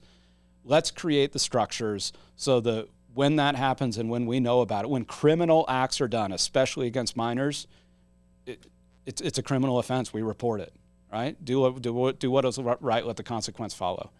I also think, I mean, again, it's not a PR issue, but even I think it would reflect better on the church, even if we over-reported, right, or if we went beyond the mandate of the law or something like that, and even if there were some legal liability, I wouldn't be too upset if the church showed up in court saying, "Sorry, Your Honor, we did too much to protect victims." Right? I wouldn't feel bad about that. And that seems like something we could fix, at least policy-wise. We, again, can't fix the human heart, can't fix the human condition, but we could fix institutional policies pretty quickly, I think. Yeah, Sam Young has a bunch of questions he asked me to ask you, but I'll just summarize and say, I'll ask you, like, do you feel like, was it your impression that Sam Young was trying to fight for children and fight for victims? And did you, as I did, see it as a tragedy that he kind of got punished for that? I mean, you've already answered that. So. Yeah, I mean, I didn't follow every twist and turn of the Sam Young story. Sorry, Sam. Right, but broad brushstrokes. Yeah, let's stand up for children. Let's stand up for victims of abuse and so forth. Again, this is where we can talk about strategies and tactics and how do you do it. You know, how do you affect change? All that is fine. Okay, reasonable people can disagree about tactics and strategies. I hope reasonable people don't disagree about the principles behind it. And so from what I saw from afar, I've never met Sam. From what I saw from afar, I saw a guy whose heart was in the right place, trying to protect the vulnerable. I don't know all the ins and outs of what eventually led to excommunication, but the principle, I hope nobody's arguing with that. Yeah. You've already talked about the church being imperfect, so it's beating a dead horse to really get into it. I was disturbed by seeing the Kurt McConkie protocol for the helpline, and how every question was about managing legal liability. Yet the church turns around and tells people the helpline has always been about helping the victim first. That just seemed like a bald-faced just untruth, you know.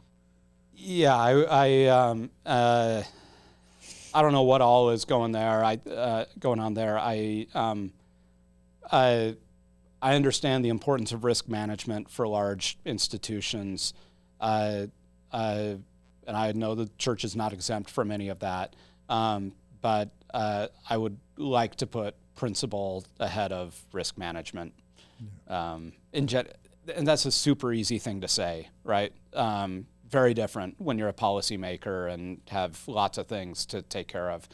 And again, and I personally ascribe, I do not believe that, I just do not believe that anybody in Curtin McConkie or anybody they answer to woke up in the morning and said, how could we protect abusers rather than victims today, right? I don't believe that. I think sometimes it's their first priority is how do we protect the church? And that takes priority sometimes over victims and survivors. Insofar as that happens, that's got to change. Okay, here's I think one of my final questions, if not my final question, and then we'll see if you even have time to ask us some of yours. But when it comes, you've already said how D&C 132, you don't feel compelled to believe all Scripture. Right. You believe that Scripture can be erroneous. When you talk about racism in your book, Restoration, what I didn't see mentioned is the fact that a lot of the racist doctrines and teachings, they're in the Book of Mormon. Mm-hmm. They're in the Book of Moses. They're in the Book of Abraham. The whole Cain curse theory, Joseph Smith injected that, if it wasn't God, into the Book of Moses, Book of Abraham, and then the dark skin is a curse in the Book of Mormon. That's all in the Scripture. Yeah. So I'm going to assume that maybe you don't believe those scriptural teachings specifically are from God. Is that fair to say? Yeah, right. And I think in each case, I think that we can apply particular readings to each of those texts. I don't think they all function the same way. But in a big bucket, God's not inspiring racism. Okay. And some of Mormon scriptural passages are racist. Fair to say? Yeah, I think... in a sentence, yes. Okay. And so that's scripture, Mormon scripture. And then you turn to prophetic leadership and you look at all the defining, pretty much all the many, if not most of the defining civil rights movements of our era, women's rights, the ERA, LGBT rights, trans rights, the civil rights movement. You pick any of those and many more. Not only were the Mormon church leaders not prophetic, in other words, seeing ahead, seeing the future, getting ahead of the curve and teaching what's right before the average, modal distribution of the world, right? Not only were they behind the rest of the developed world in most of those instances, in many instances they were actively behind the antagonism to the social progress, whether it's Prop 8, whether it's the ERA, fighting the ERA, calling Martin Luther King a communist and literally denouncing the civil rights movement. So as kind of a closing question for you, where do Mormon prophets and Mormon scripture retain value if they have a history of being so problematic? Mm-hmm. Yeah. So they... for you. Yeah, yeah. So I read all scripture and all prophetic teaching through the lens of the life, teaching, and atonement of Jesus Christ. And so, because part of the question is, well, why can you cherry pick and say this scripture and not that? For me, it's not cherry picking, it's a hermeneutic, it's an interpretive lens. My interpretive lens is Jesus of Nazareth, his life, teachings, example, and atonement. That's why I call myself a Christian. That's why I hope we're the Church of Jesus Christ. And so, that's my principle, that's my lens that I use to evaluate all scripture and all prophetic teaching. And insofar as it does not conform with the life, teachings, example, and atonement of Jesus Christ, and the reconciliation between God and humanity that he brings into the world, then I'm not bound to any of those particular passages or prophetic statements. Now, as you said, what do I do with this record of particularly, we're mostly talking about kind of 21st century prophets and apostles, on all of these social issues. I think this is where we see. I'm trying to do this short because it's actually a long answer. For me, the Old Testament is the guide of what prophets are and what the prophets are not, because I think it's the most robust set of examples. At times in the Old Testament, prophets are foretellers in the sense of they anticipate coming events, coming world, political, economic, cultural, social events, and they prepare God's people for that. Oftentimes that is not their role. And oftentimes their record on some of those issues is pretty poor in the Old Testament too. And so it seems to me that there's a different work going on there, and that the track record of prophets, ancient and modern, on these issues is anything but perfect. So I don't think that's their preeminent role. I'd like the record to be better. I'd like there to be more correspondence. But my view of what a prophet is and what a prophet does allows for that, because I think the primary calling of a prophet and an apostle is to witness of God's covenantal relationship with humanity, to call people to repentance, and to witness in the name of Jesus in the world. Now, in my mind, all of that, God's covenantal relationship with the world, the working of God in the world, Jesus is coming into the world, all of that points me to eradicating racism. So I think that some of the mid-20th century prophets and apostles who didn't do that, I would disagree with them. If I were sitting in a room with them, I would say we failed in our prophetic witness in terms of applying what does it mean that Jesus came into the world, and what does it mean for today in 1960 or 1970 or 1977? We figured it out in 1978, more or less, with a lot of issues still to work out. But I would say what that looks like is a lot more like what Martin Luther King is doing and the civil rights activists. What does it mean? Some of these things are complex, and I think take time to get there. But I think the question has to be, what does it mean that Jesus is reconciling God to humanity? We should have been better on civil rights, no doubt. I think I don't see. looking back again as a historian, I understand the reasons that were given for opposing the ERA. I don't think those were necessary reasons. I think the church leadership could have stood behind the ERA and it wouldn't have hurt the church. So they were culturally conditioned. But for me, none of that strips them of their primary calling in the world. So to testify of Jesus, to call people to repentance, it's not so much being on the right side of social issues, even exemplifying Christ-like behavior per se. Yeah, I would love all that to be true, and often it is, sometimes it is, right? That's not, that's, as I look at the Hebrew prophets, right? So this tradition that the restoration prophets and apostles are a part of. As I look at biblical prophets and apostles, those things don't seem to be part of the job description.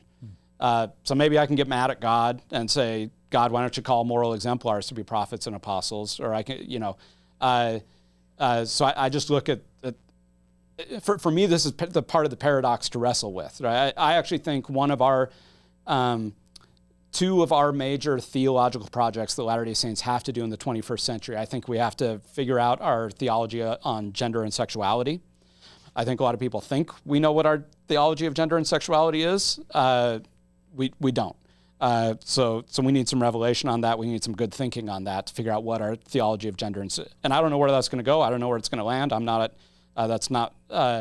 going to be the last voice on that. I may be one voice as part of that, but that's one of our projects. Our other project is we've got to figure out what does it mean to have a prophet.